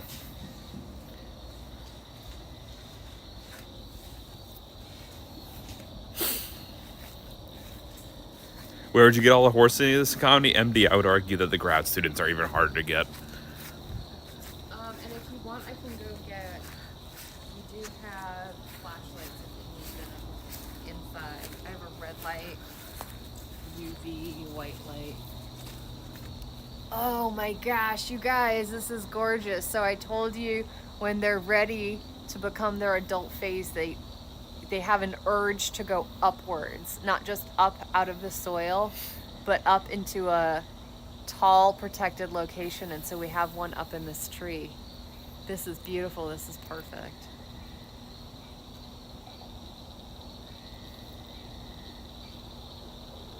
Let's do an even higher zoom, y'all. Look at that. The law of supply and demand suggests you should start teaching horses to be grad students. I mean, right? Whew. We can keep looking if your shoulders are hurting. Do you need Yeah, that angle is just killing it. Alright, I can take it if you need.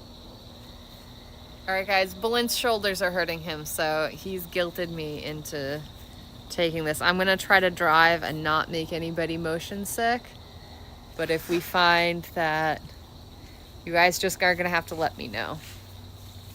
You're gonna have to let me know. We're just looking. See if we can find any more. We might find a resting adult cicada, or we might see some of their shells, their abandoned husks. I'll borrow your phone too, if that's okay. Yep. Or I can get you a flashlight if you want. Oh, actually, the flashlight would be great. We have another one here. The flashlight would be great. Okay, I can go in and get it in just a second. Let's zoom in. Let's see if you guys can see this. I did find another one. Whoa. Where is it? Right there. Oh, wow, nice. Have another one. So in the areas where there's a massive release, you can have trees just covered in these husks. Another one high in the tree. All right, guys, I'm gonna give you back to Belint while I go get the flashlights. And then could you bring the laptop out that's sitting face forward in the chair? Like not to the left-hand side, but the one forward. On the kitchen table? Yeah, like straight ahead. So we can, once it's time to read, I can find someone. All right, y'all. There is a palm tree here. If y'all are interested in this very silly story, so my parents love palm trees. So they got this palm tree when it was at the very base, and they took it off the side of a road in Florida. They dug it up and brought it here and planted it. And now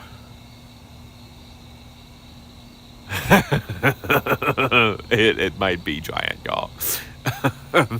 It may have gotten a little bit bigger than they were anticipating. Neil, they do have a few other ones that they bought, but they did get a new one that had just seeded to the side. Kuro, most cicadas are active during the day. The reason for that is because they are very visual when making their sounds. They're you can see they have those massive eyes. And that's one of the reasons why they're daytime. In addition to that too, y'all saw they fell asleep. So in order to keep functional, they need those warm temperatures too. Is there a key to the back door somewhere? I don't know. Upstairs? Yeah, the door's locked. I would just knock. They shouldn't have locked us out. Or I could text. You want me to text? Sure. Or could you text? I can text. Okay. We got locked out, y'all.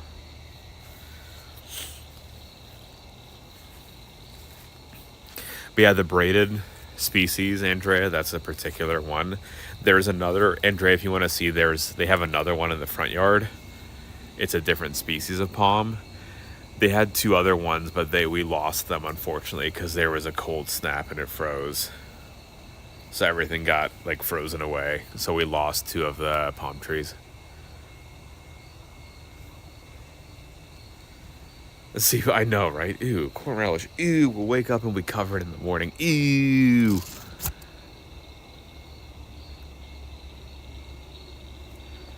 I know. Well, actually, HLG, right over there is a lake.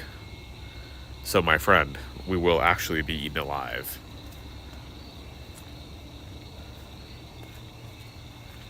By some anopheles. I haven't seen any more on this one. The ones where I've seen a lot, y'all, whereas there's a fig tree here, and this is where I was catching them all morning. Why are there so many fruit trees, y'all? My dad loves fruit. And so he's been planting these fruit trees for the past 20 years. So you can see those are all going to be figs. No plantains, unfortunately, for Andrea. But so we were finding the adults just like on the sides here, on the branches this morning. That is also found in the US HLG, but most supermarkets will not have them.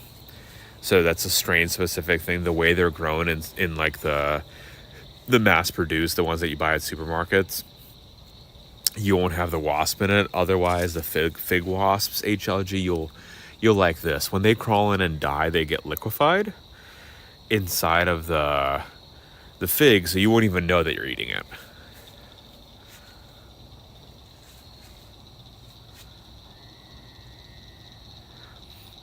No, these Grimley don't need the wasps to pollinate them.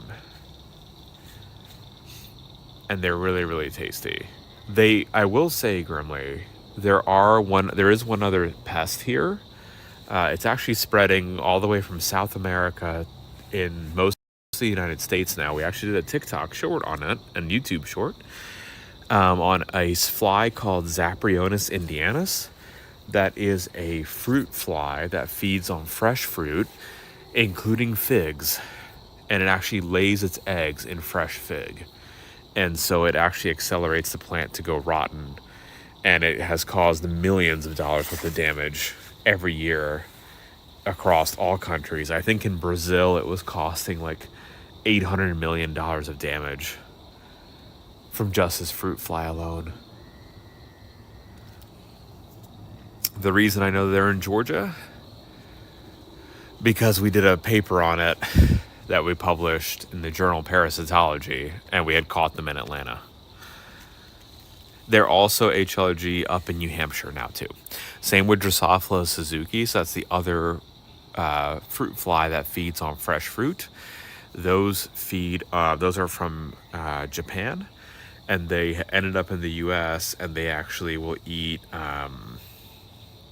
raspberries and blueberries.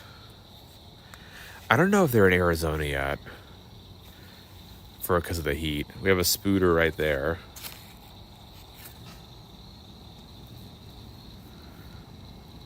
A little spooter. Transport invasives, Kura.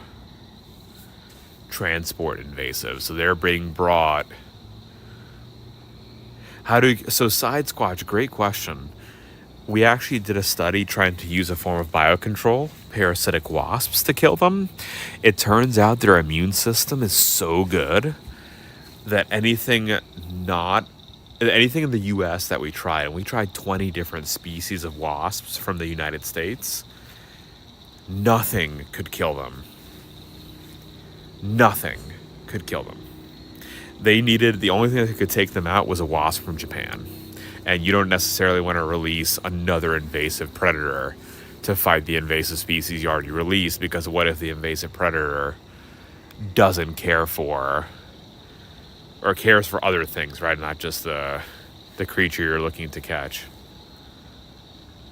So we're just looking, y'all, on the hunt for a napping adult cicada or ones that are getting ready to emerge.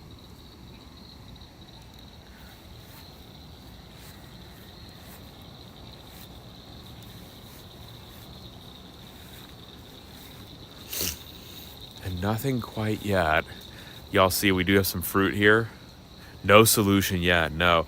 Actually, Kura, it was such a bad thing that when we were publishing the paper, the U.S. Department of Agriculture said, please don't tell anyone until you publish, because we don't know what to do. All right, guys, I'm here. I have a fancy, it's small but mighty. So we have white light. This is for our nature walks, our nighttime nature walks that we're going to do on the beach. We have red light. Oh, nice. So we don't disturb, if we want to not disturb the animals. A lot of animals, birds can see red, but a lot of animals can't see red light. And then we have UV. That UV is going to be super cool. Oh, that's a great one to check. Yeah, look at that. Here, let me turn off the light. I want to see. Oh, there you go. I'm curious to see if any part of the cicada is actually We should maybe check on the ones we have. Let's go check, chat, if any part of the cicada is going to react to UV light. Remember, y'all, we've looked at an absurd number of papers now that are like, everything biofluoresces. And Let's see. does it actually? Like, is it relevant? Is a zebra actually biofluorescent? Well, for the animals that spend a lot of time in the UV spectrum, it does make sense. It's just mammals, I don't know. Should we turn off the overhead or? I would have to go back inside. Oh, okay. So let's just take these guys. Oh, we have escapers. Do you want to put that guy? I was going to say there were more cicadas here before, guys. There were more cicadas. Hello, little one. Good morning. Do you want to put them back in the little tub, or do you want to release them? Oh, we'll put him back in the little tub. There he is. All right, we're going to just go into the darker area and see if these guys have anything to show us in terms of UV light. Come on, get in. Whew. So this is not the truly insane brood release that we were hoping for. We're on the tail end of it. And also, I don't think it's as extraordinary here as it was in other parts of the country. Although 2 weeks ago, y'all, my grandma was sweeping them off the porch. Yeah, so there were quite a few. It wasn't the... Okay, so we have white light. We have red light. And we have UV light. All right. Not seeing anything, you guys. I don't see any UV reactiveness on these, which is fine. It's good to know. I was just thinking maybe. I know there's going to be some stuff at the beach that will be interesting for these guys. So we're back to white light. I love their eyes. I think these are really charismatic creatures. I just think their wings are lovely. In contrast to that bright, the powerful, like black. Oh, we have some dogs, you guys. We have some dogs. Hi, puppies. Hi. Hi. What are you guys up to? What are you guys? Hey. On patrol. On patrol.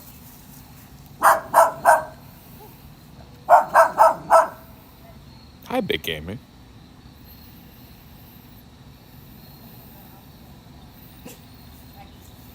These would be different wasps, Cora, the ones that would be taking out those invasive flies. All right. You have a stronger flashlight if you want it. Did you put it back in the box? Did I put what in the The cicada. No. Do you want me to? I Yeah. thought we might want to look at it again. Okay, Because then wasn't it's moving too much. okay. Then it's all right. I mean, it's definitely alive and moving some, but it's not. We know that we've seen a bunch in the fig tree, so we'll check that out at some point. I did a look in the fig tree and couldn't see any, but Oh, really? with the better light, We'll see. Yeah, you guys, if we were here just 2 weeks ago, we would have had a cicada dinner feast. and Well, it's mom still would have mixing. kicked us Yeah. out forever. Yeah. Balint's family, I don't think they're on board, but I think I might try to bully Balint into eating a cicada. I hear they're tasty. I would eat one. If I eat meat, I would eat a cicada without thinking about it. That's not meat, it's a bug. Is that a cicada down there? Like a dead one? Oh, I think a dead one, yeah. You want me to get it? Sure. Oh, you're right. There is a spider web here. Nice job, Lara Gale.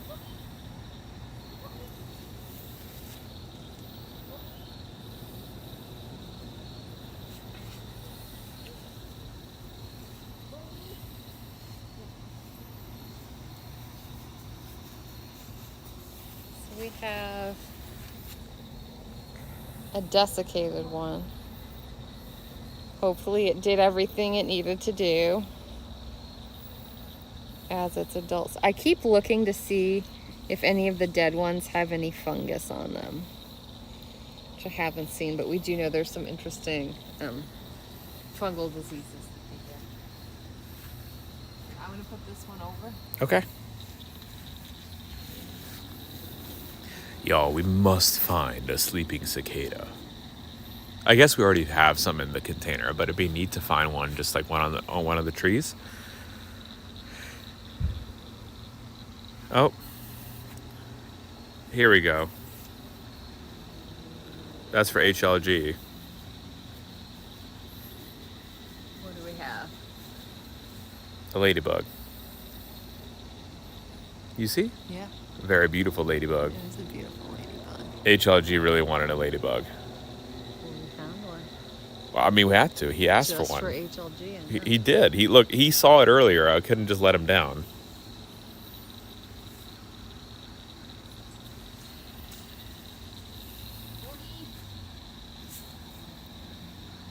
You want me to bring her up? Just chase her out, Brenda. Come on, little one, let's do it. Let's go, come on. Come on, here we go. There we go. Above the ladybug to the right. Alright, so ladybug was here. I don't see any.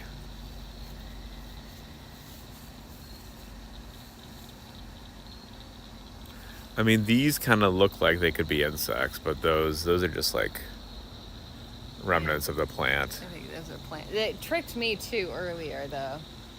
Oh, here we go. No. HLG's right. He's just got very good eyes, and we have terrible eyes. Well, that's probably fair. On the underside of this leaf, see, Lita, behind, if you look at the camera. Oh. That is an insect, definitely. It's not a cicada, but... Oh, we have a little ladybug appearance.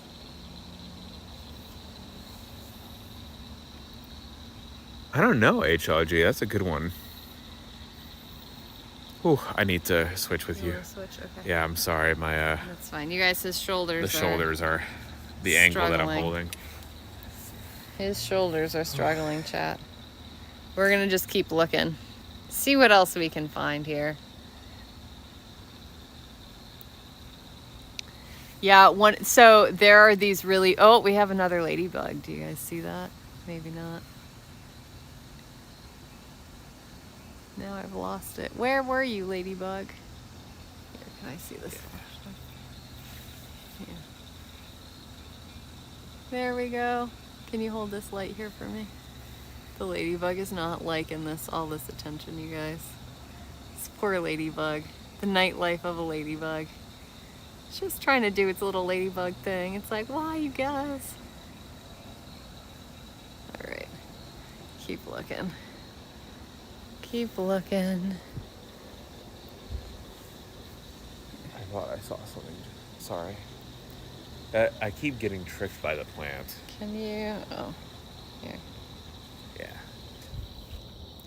I know this plant has all of these little nubs on it, chat, that if you're just cruising by quickly, you will trick yourself into thinking is part of a cicada remnant. Or just some other remnant. Or, yeah, or something. So when broods overlap, like when the 17-year and 13-year broods overlap, you get like a super brood. And you can just get some extraordinary cicada sightings. I know people actually have traveled. There was one just a few years ago, and people actually like do ecotourism, travel to that location in order to witness it. And I got to tell you guys, I would seriously consider it. I would love to see it. We have a spooter. Flint has found a spider. Let's go visit the spider. What do we have? Ooh. Spider warning for anybody who's... Why? I feel like it's not catching... It is not really let's see if we zoom in if we can catch it a little bit more. It is a very pretty web. Can I see the flashlight? Yeah. Thank you. Here we go, Chad. I want to see if I can light it up differently. Ooh, I don't know. I'm not sure you guys can see this at all. I can see it IRL, but I can't really see it. Here, Blint, can you just hold this for a second? You don't have to hold it up. I just want to see if... Oh, not red. Somebody told me certain spider silk is UV reactive. It might be. It's just not at a high enough concentration. Okay. Yeah, there's so it's the shadow, y'all. You can see. That's the shadow in the background.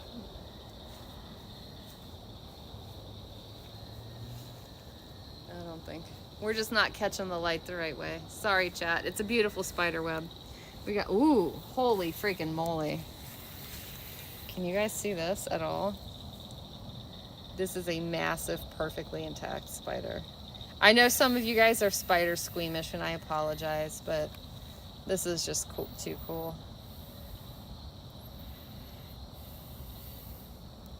And yes, I know, not technically an insect, it's an arachnid, but can you see it at all on the camera, Blint? Yeah. Can you see the web? I think so. I think it's beautiful. One of the most beautiful things I have ever seen in my life is these like huge, beautiful spider's webs right after like morning dew, and there's a bunch of tiny itty bitty water droplets like pearls on a string highlighting every single ring of the spider's web. I think I have some pictures of it. It is, if you are not into spiders, it will probably make you rethink it. It's also, so beautiful. Hi, Travel. Look at that little guy. Who do we have here? I don't even recognize that. We should do some. Were you able to see any lizards on your walk? No. I've seen a bunch kind of running around during the day. Look at that guy. I do not have my insect identification game on right now, chat, so we're going to leave this to you and Blint to tell us what kind of species this is.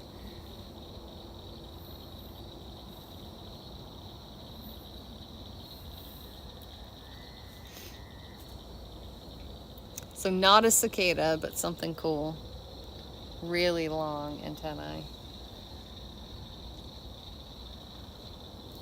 It has beautiful, tiny red little eyes. UV that sucker. No, not much. No, it doesn't seem to be glowing.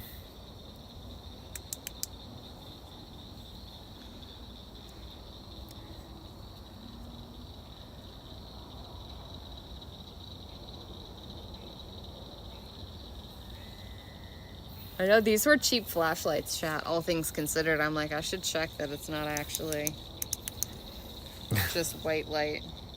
Or that it's not just a blue looking kind of. Oh, that would be hilarious. Wouldn't it? Oops. See, I think that's UV. Look at your pants. It's maybe not the strongest. It's not the strongest UV light that we could have for sure. I'm hoping these are going to work for insect ID. If it doesn't, we will get a mercury vapor lamp. So this tree had a... Oh, look. There we go. There's some husks. Ooh. We got 2 of them. You guys, this is pretty... This is what, like 3 or 4 feet above our head? Maybe 3 feet above our head. Oh, we got another 2 here when you're ready. You can see when we get closer, you'll be able to it's going in and out, so we got to keep the light on, I think. Sorry. See if it's going to focus.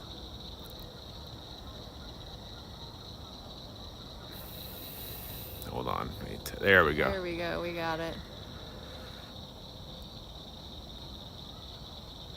And then you found another one over There's here. 2 here. Oh, yep. And one you can and really 2. see this one over here. You can really see the split right down the center where they escape, where the adult the adult form, the winged form, oozes out of that little husk that it leaves behind.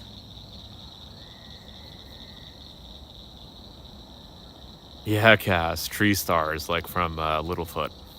So I would guess that these cicadas were probably munching away on this tree for most of their life. And then they climbed it, and they climbed quite a distance. They climbed not only the actual tree it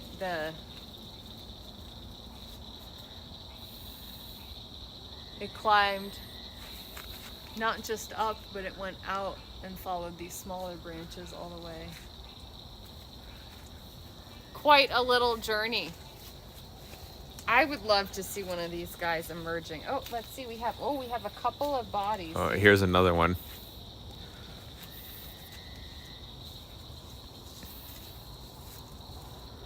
That's cool. I should try to take a picture of that. It's so cool.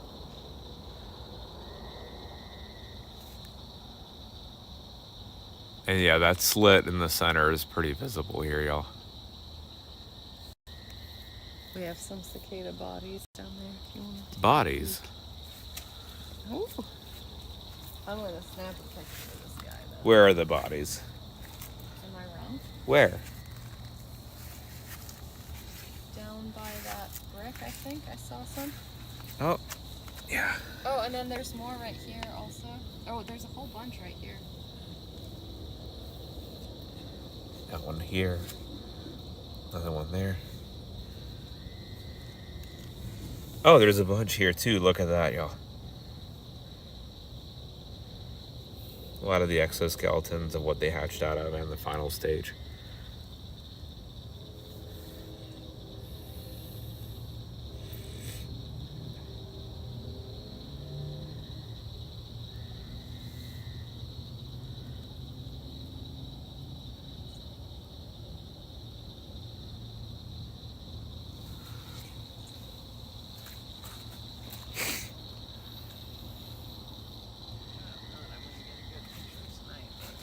Maybe tomorrow. I mean, they should still be here, right?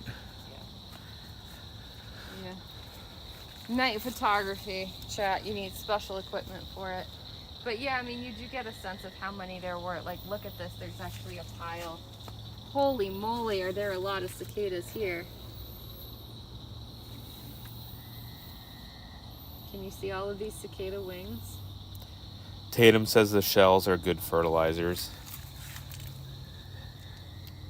That is a really nicely preserved husk. You can see its little arms and everything. That's really cool.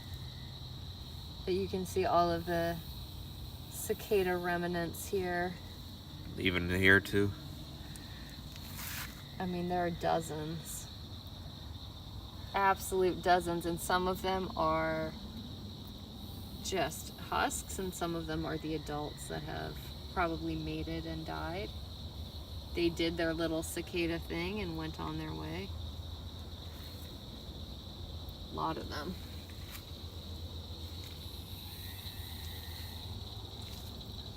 Oh, here's another shell, y'all. And we may have hit their ideal living place.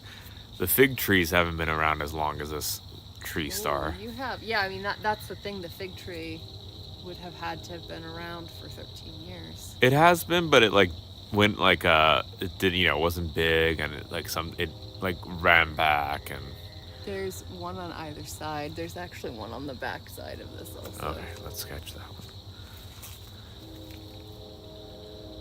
There's your doublet, y'all. Am I getting it in view? No. Hold on. We're going to zoom out, y'all. Okay. And it is... Oh, there it is. There it is.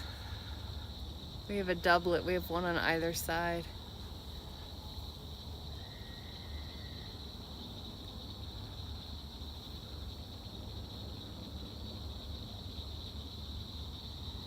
Nice. If you want to trade again, we can. Okay. Depending on how your shoulders are doing. How are your shoulders? Okay, he's handing it to me, you guys. I think that means the shoulders are not doing super hot. I'd love to see a resting adult, but I don't know that we're gonna be able to do it. That's why we collected a couple during the day for you guys. Oh, I'm gonna zoom out though. Nobody needs.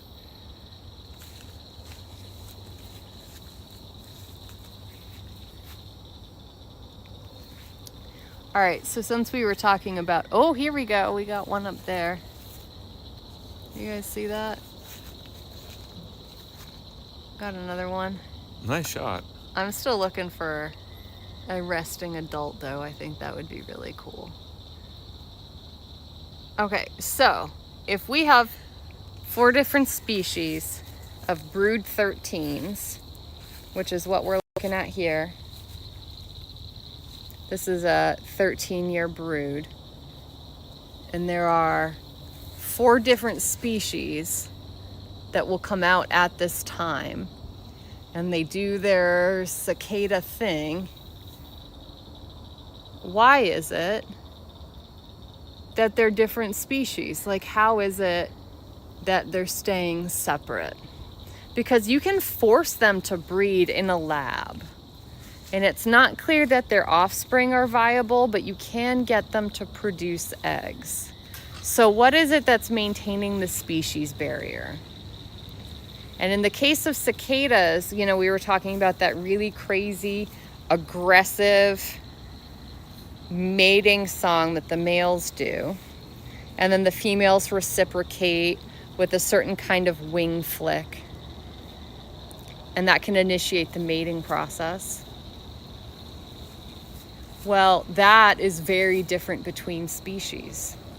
So even if they would have otherwise had compatible biology, they don't mate in nature even when they overlap, because the signals they're looking for when mating are so different. So it acts as a species barrier. They don't reproduce together in the wild because they would have confused mating signals.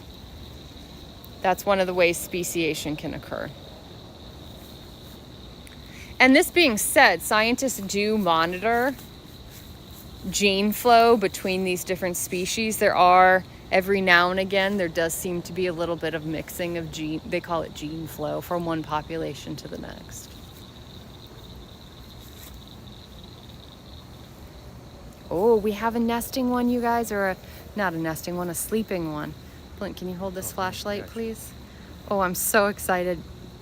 Oh, we're disturbing them, but we're gonna do it anyway. Look, you guys, I'm so excited right now. It's like, why are you looking at me, guys? Oh, I'm so excited. It's just snoozing away under the cover of some leaves. I'm so excited. I know. No, he's not. It's really, really not pleased with us. I keep going out of focus too.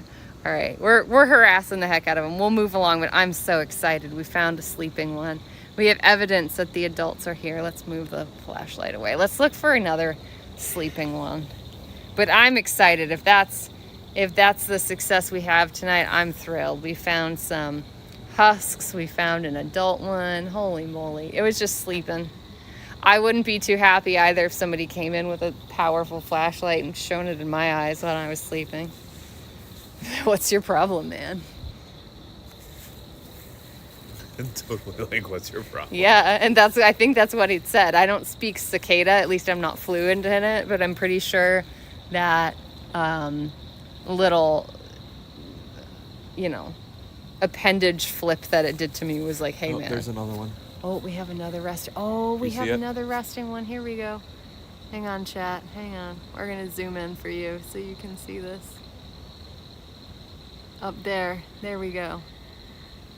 We got it hanging out on the underside of a leaf, doing its little cicada thing. Man, this was a lucky tree. So we haven't found any juvenile husks on this particular plant, but the adults seem to like it for resting. Yeah, cicada's like, wait till you go to sleep tonight, lady. I'm coming into your room with a flashlight, right?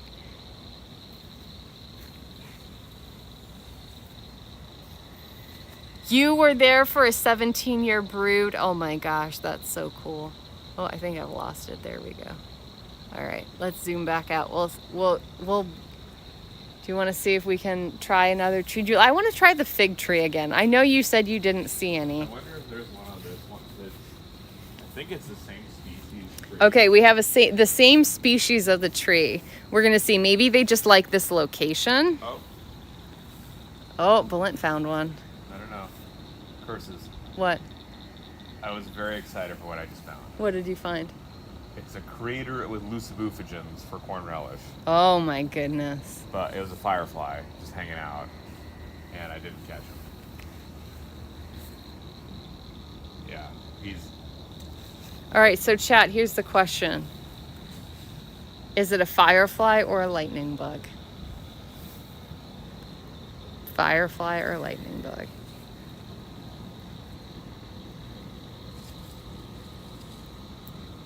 I would love to do a little lightning bug segment. We'll see if we have any lightning bugs in the area. There were some that were out on the walk,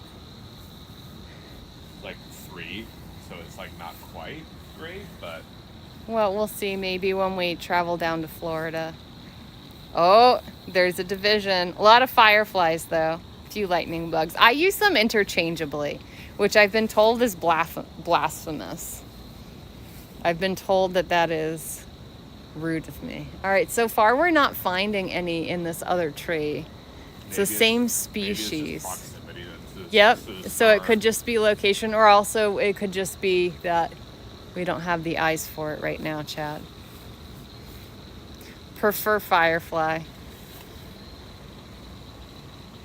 Yeah, I hear you. Balint, which do you prefer, lightning bug or firefly? Oh God, I don't even know. I've heard both, and being a non-native English speaker, it doesn't hit, like either one is fine. I think I'd probably just pick up what I would hear more commonly. What is it in Hungarian? I don't even remember. Oh, chat. Holy moly. Holy moly. I've been stumped. All right. I say, oh, wait. Is that not a lightning bug?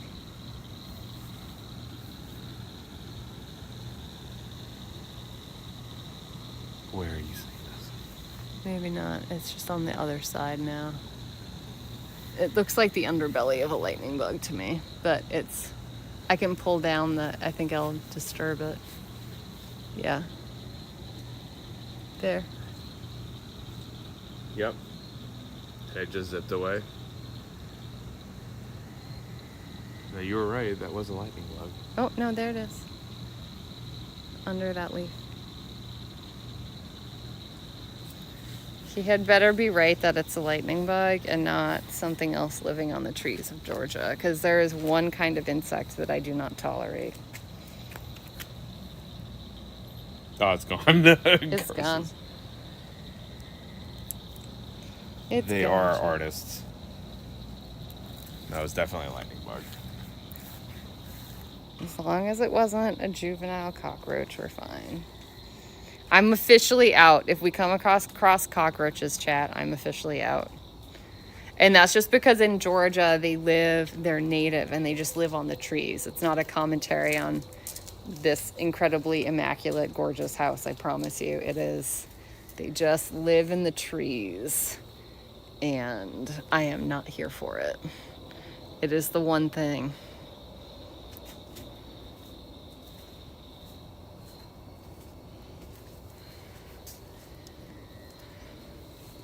Balint has abandoned us for a moment. I really want to see. There were so many. This is the tree where we were catching all of those cicadas. Not the husks, but the actual live ones. This is where we were finding them. And so I really thought we'd see some just hanging out here.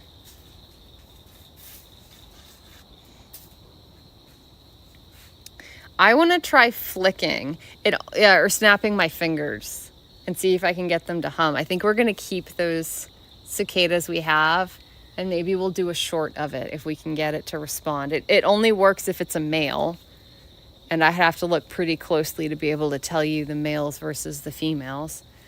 I haven't been that intrusive. This is fig. Yes, this is fig.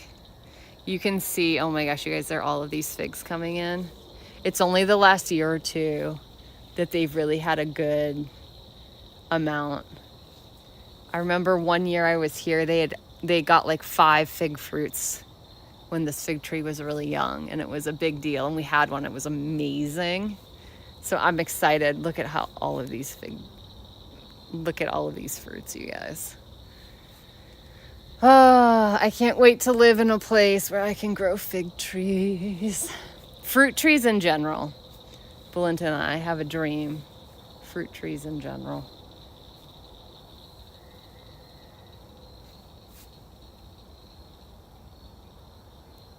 The one with the big fruits. What big fruits? You guys, I really thought we were gonna see some here. I really thought it was gonna happen. Belin's taking a break, you guys. I'll bring us back to him in just a minute. I think his shoulders have about had it for the day.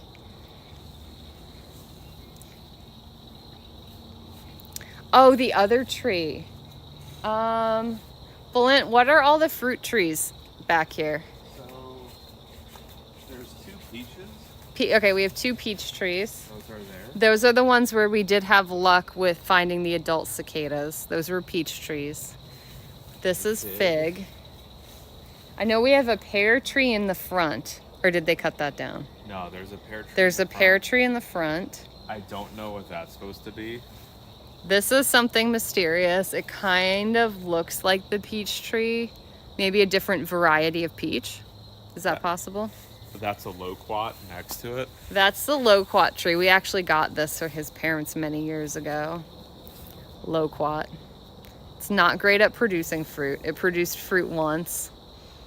They said it was great, and for whatever reason, it's not. It never did again. Not being cooperative. Surprised we didn't see it. Belin, what about this one over here?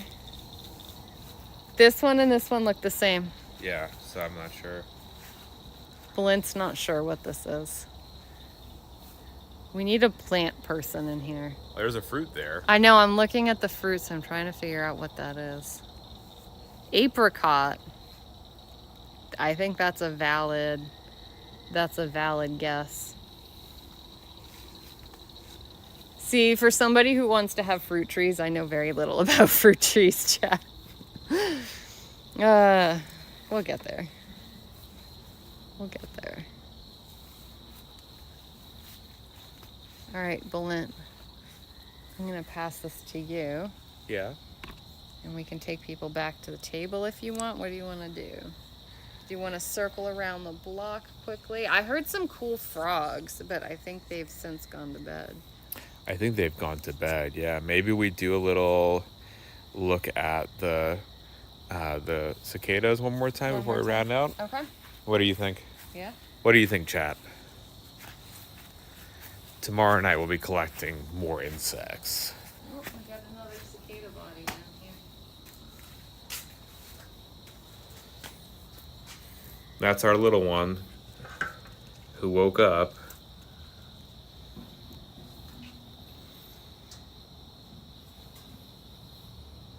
That is a great image of it, actually. We'll take some pictures of them, and I think we're gonna see, they need to be awake for us to try the snapping trick, but it'd be really fun if we could get one of them to sing to us. Maybe we can record a short tomorrow or something. Yeah, if we can get it to work, we'll record it and post it for you guys, because that will be really cool.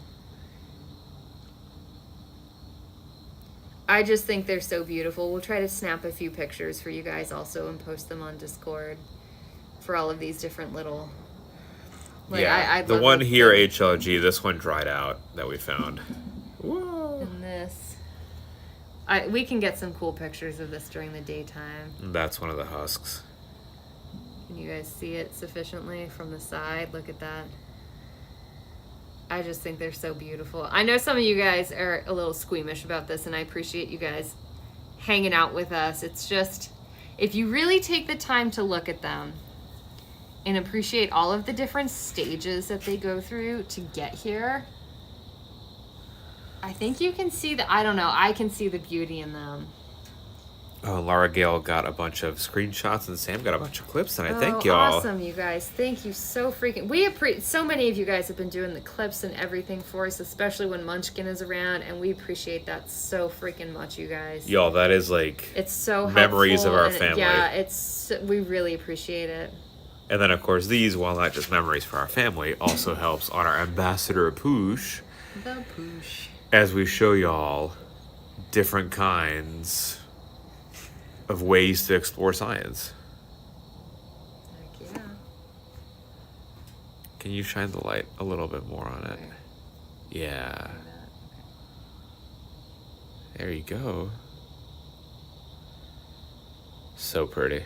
All right, and so tomorrow night we're gonna do a late night insect collection / identification, and we'll try these UV lights out and we'll see if they're strong enough. If they're not strong enough, we'll know, and we'll probably order a mercury vapor for when we go down to Florida. Hopefully we can get one in. And hi, Kaihira, welcome in. I just didn't want to order one and then bring it on the gosh darn plane with us. I didn't know how that was gonna go. But we'll give it a try. And we'll talk about why you use different lights to collect different insects and stuff, but we'll save that chat for tomorrow. Here, should we sit down and kind of round out the stream? Sure. All right, I'll grab the laptop in a sec. All right, let me put away our little guy. There's the little one here, y'all. As you can see, they do not hurt. They have no defenses, so they're not going to bite you if they do happen to swarm you. They're not going to bite you. They're not going to cause any problems. They're just there to hang. All right. Woo.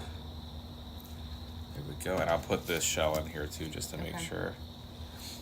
You want to sit down for a sec? And I'll grab the laptop in a second. Ooh, sorry, that was a sound, chat. That was one heck of a sound. All right, so what are we doing tomorrow, Lita, for All the right, party people? so chat, tomorrow we're going to do a sort of later night stream. We're going to be doing sort of classic night insect identification, where we're going to have a white sheet and you shine a light at it. And you'll get different insects depending on what kind of light, what spectrum of light. So we're hoping we're gonna get good ones with UV. Like I said, the best, where you get the most exotic and highest abundance of insects, is usually mercury vapor lamp, which I did not bring. We'll see. We'll see. We want to do this a few nights in a row, so if it really doesn't work with the UV lights, we'll come up with something else. But so you just hang a sheet. It's something you can do at home. You hang a sheet, put some UV lights on it or a mercury vapor lamp, and just wait. And you can, as the night progresses, you'll get different waves of insects because they're active at different times of the night. It's not just diurnal and nocturnal, like daytime and nighttime. You have different phases during the night, so we'll get different waves and we'll get to explore that. I think that will be really fun, assuming it works, fingers crossed. Like I said, these are new flashlights. I'm a little worried that the UV might not be as bright as we want. But we're, either way, we're going to find some cool bugs. We're going to hang out. We're going to talk a lot of science. Yeah. And then Wednesday is the Botanical Garden. Yes. Thursday is a zoo. Mm-hmm. Friday is aquarium. Mm-hmm. Saturday is a special park. Naturalist museum is what they call it. Naturalist museum. Okay, so we got some fancy stuff our way. Yep. All right. What time are we thinking? So tomorrow night, I think we're going to start around 9:00 in the evening. Let's see. Wednesday, which is the Botanical Garden, I believe the start time is around 4:30. The zoo, which is on Thursday, I believe is about 10:00 in the morning. And this is all Eastern time. The aquarium on Friday is also at 4:30. about 4:30 to 9 is what we're thinking for that. And then Saturday on the it's going to be an outdoor stream, but it's a naturalist museum. It has exhibits and stuff. We're thinking that's probably going to be around 1 o'clock. And we have all the times listed on the Discord. They are estimated, y'all, because it is IRL and it's depending us to get there or drive there. Or it's a lot. It's very traffic. dependent on Munchkin also. We're kind of on the Munchkin schedule a lot of the time. Yeah. That's why I was so late getting out here, you guys. She just needed a little extra. Which I think is okay. You know, it just makes it that it's all the more fun, y'all. It is what it is. We try, but yep. That we have to be like very, very much on top of the schedule, but we are sticking close to it as best we can, y'all, and thank y'all for bearing with us on that. All right, so what are you thinking, Belinda? All right, Lita. So I've got, you know, there's some very good people on tonight, as always. Yep. We've got a couple of celebrations as well that I think would be cool to be doing the celebrations with our party people friends. Our friend Tabby just got engaged. Ooh, that's one heck of a celebration. Is that what you're thinking? I feel like we should go over to Miss Sabbatha. What do you think? All right, let's do it. All right, let's go fire up the Raiderino and go over to the lovely Tabitha Sabbatha tonight. There we go, and here are the raid calls. I'm actually by a laptop tonight, y'all, so I can actually get these. For once, he's back in the driving seat. I know it stresses him out. He's not in charge. Andrea, thank you so much for hanging with us. I really appreciate it. Thank y'all, everyone, for hanging with us. Thank you to the amazing Mod Squad for keeping us safe, Absolutely. happy, and healthy, as always. The lovely Spikes24, Grimly, NMD96, Andrew CZ, Music Girl 95, Irish John Games, Nerdowino, Yoga Girl, Queen Cricket, Lovely Wristrock 88. Thank y'all for everything you do so we can be here doing what we do. Thank y'all for helping us on, you know, the IRL content. And again, we'll be back live tomorrow with some insect collection. Hopefully not too many mosquitoes. And then we'll be doing, what else? Like Lita said, aquarium, zoo, botanical garden. We're going to be hitting up a lot of cool places, seeing some cool animals and talking some interesting science, hopefully. So, with that, you guys, thank you so much for hanging. And make sure, join up on the Discord. I know, a very civilized hour to be raiding out. I know, it's shocking, isn't it?